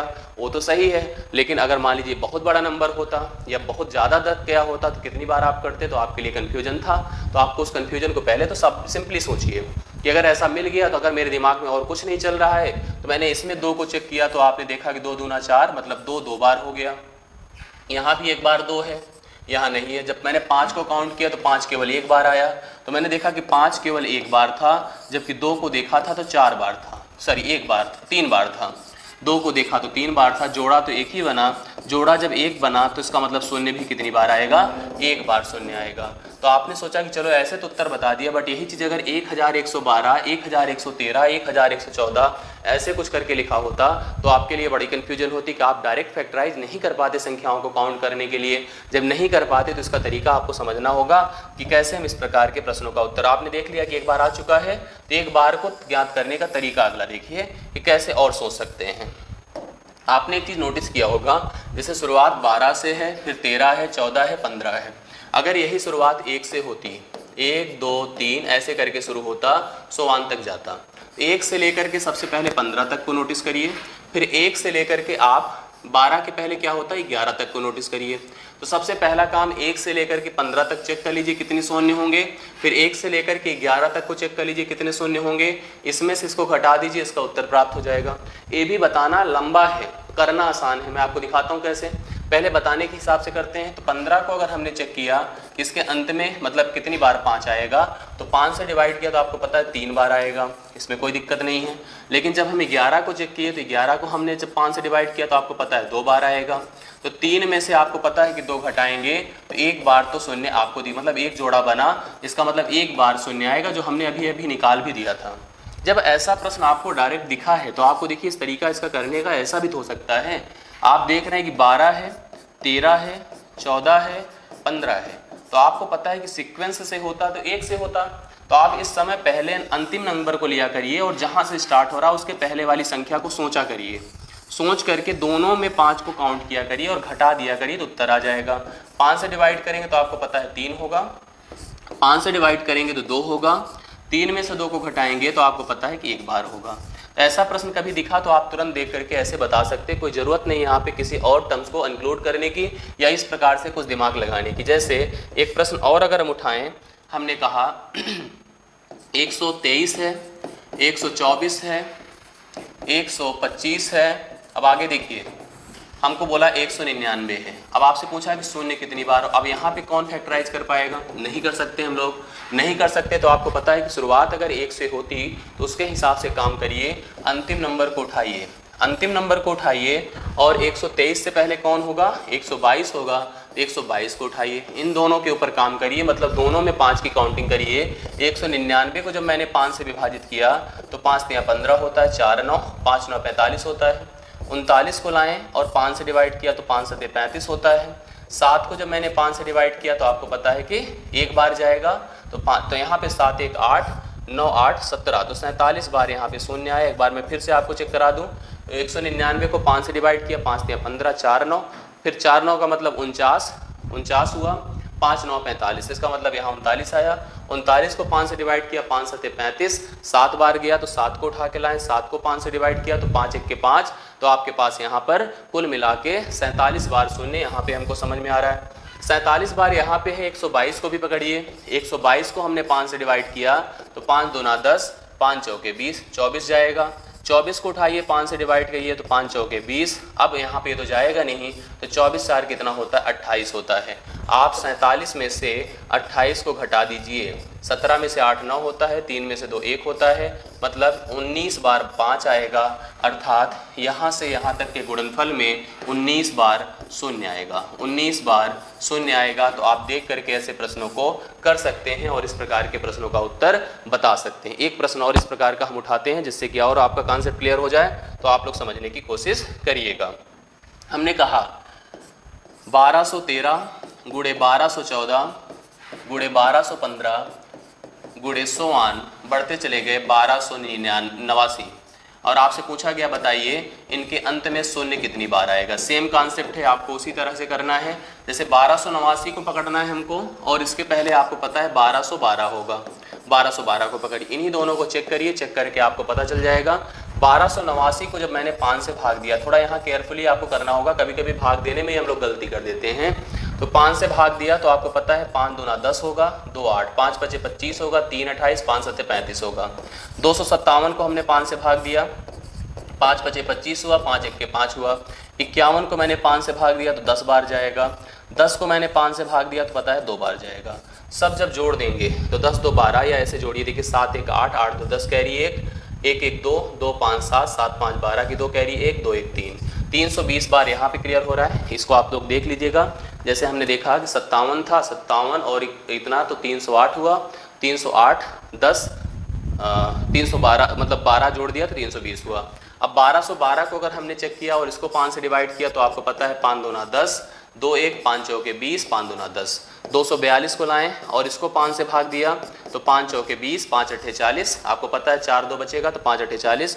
48 को अगर हमने 5 से भाग दिया तो 5 9 45, 9 को 5 से भाग दिया तो 5 1 के 5, जोड़ डाला तो 8 9 1 10, 58, 58 को जोड़ेंगे 42 में, तो ऐसे जोड़िए 8 2 10, 10 9 19, 1 20 कैरी 2, 4 2 6, 6 4 10 कैरी 1, 2 1 3, 300 बार इसमें हो रहा है, 300 बार इसमें हो रहा है, 320 बार इसमें है, तो कुल मिला के 20 बार यहाँ पे शून्य आएगा, और 20 बार इस प्रकार के प्रश्नों में आप देख करके बता सकते हैं। उद्देश्य यहाँ पे यही था कि ऐसा कोई बड़ा सा बड़ा, अब इससे बड़ा प्रश्न नहीं बनेगा आपके एग्जाम के स्तर पे, मैं इसकी गारंटी ले रहा हूँ। आपको इस प्रकार का कोई भी प्रश्न बने, चाहे फैक्टोरियल का बने, चाहे डायरेक्टली सीक्वेंस का बने, या नॉर्मली किसी तरह के यहाँ पे गुणनखंड का या मल्टीप्लिकेशन का बने, तो आप उसमें 5 और 2 को पता करके, मतलब ध्यान यही रखना है कि हमको 5 को पता करना है कितनी बार है, 2 को नॉर्मल क्वेश्चंस में जब ऐसा सीक्वेंस मिलेगा तो आप इस बात पे तो पहली चीज तो श्योर हो चुके हैं कि 5 जितनी बार होगा उतने ही बार शून्य आएंगे। तो 5 को ही काउंट करने की स्थिति आपको यहाँ पे कंसीडर करनी है, मतलब आपको यही पता करना है कि 5 कितनी बार आ रहा है। तो 5 को करने के लिए हम डिवाइड करके यहाँ पे सीक्वेंस में अंतिम पद को डिवाइड करके 5 पता कर लेते हैं, और पता करके बता देते हैं कि कौन कितनी बार यहाँ पे शून्य बना रहा है और कितनी बार नहीं बना रहा है। तो मुझे पूरा विश्वास है कि कॉन्सेप्ट आपको अच्छी तरह समझ में आ गया होगा। आगे की क्लास में प्रश्नों की श्रृंखला और नए टॉपिक के साथ फिर से उपस्थित होंगे। बहुत बहुत धन्यवाद।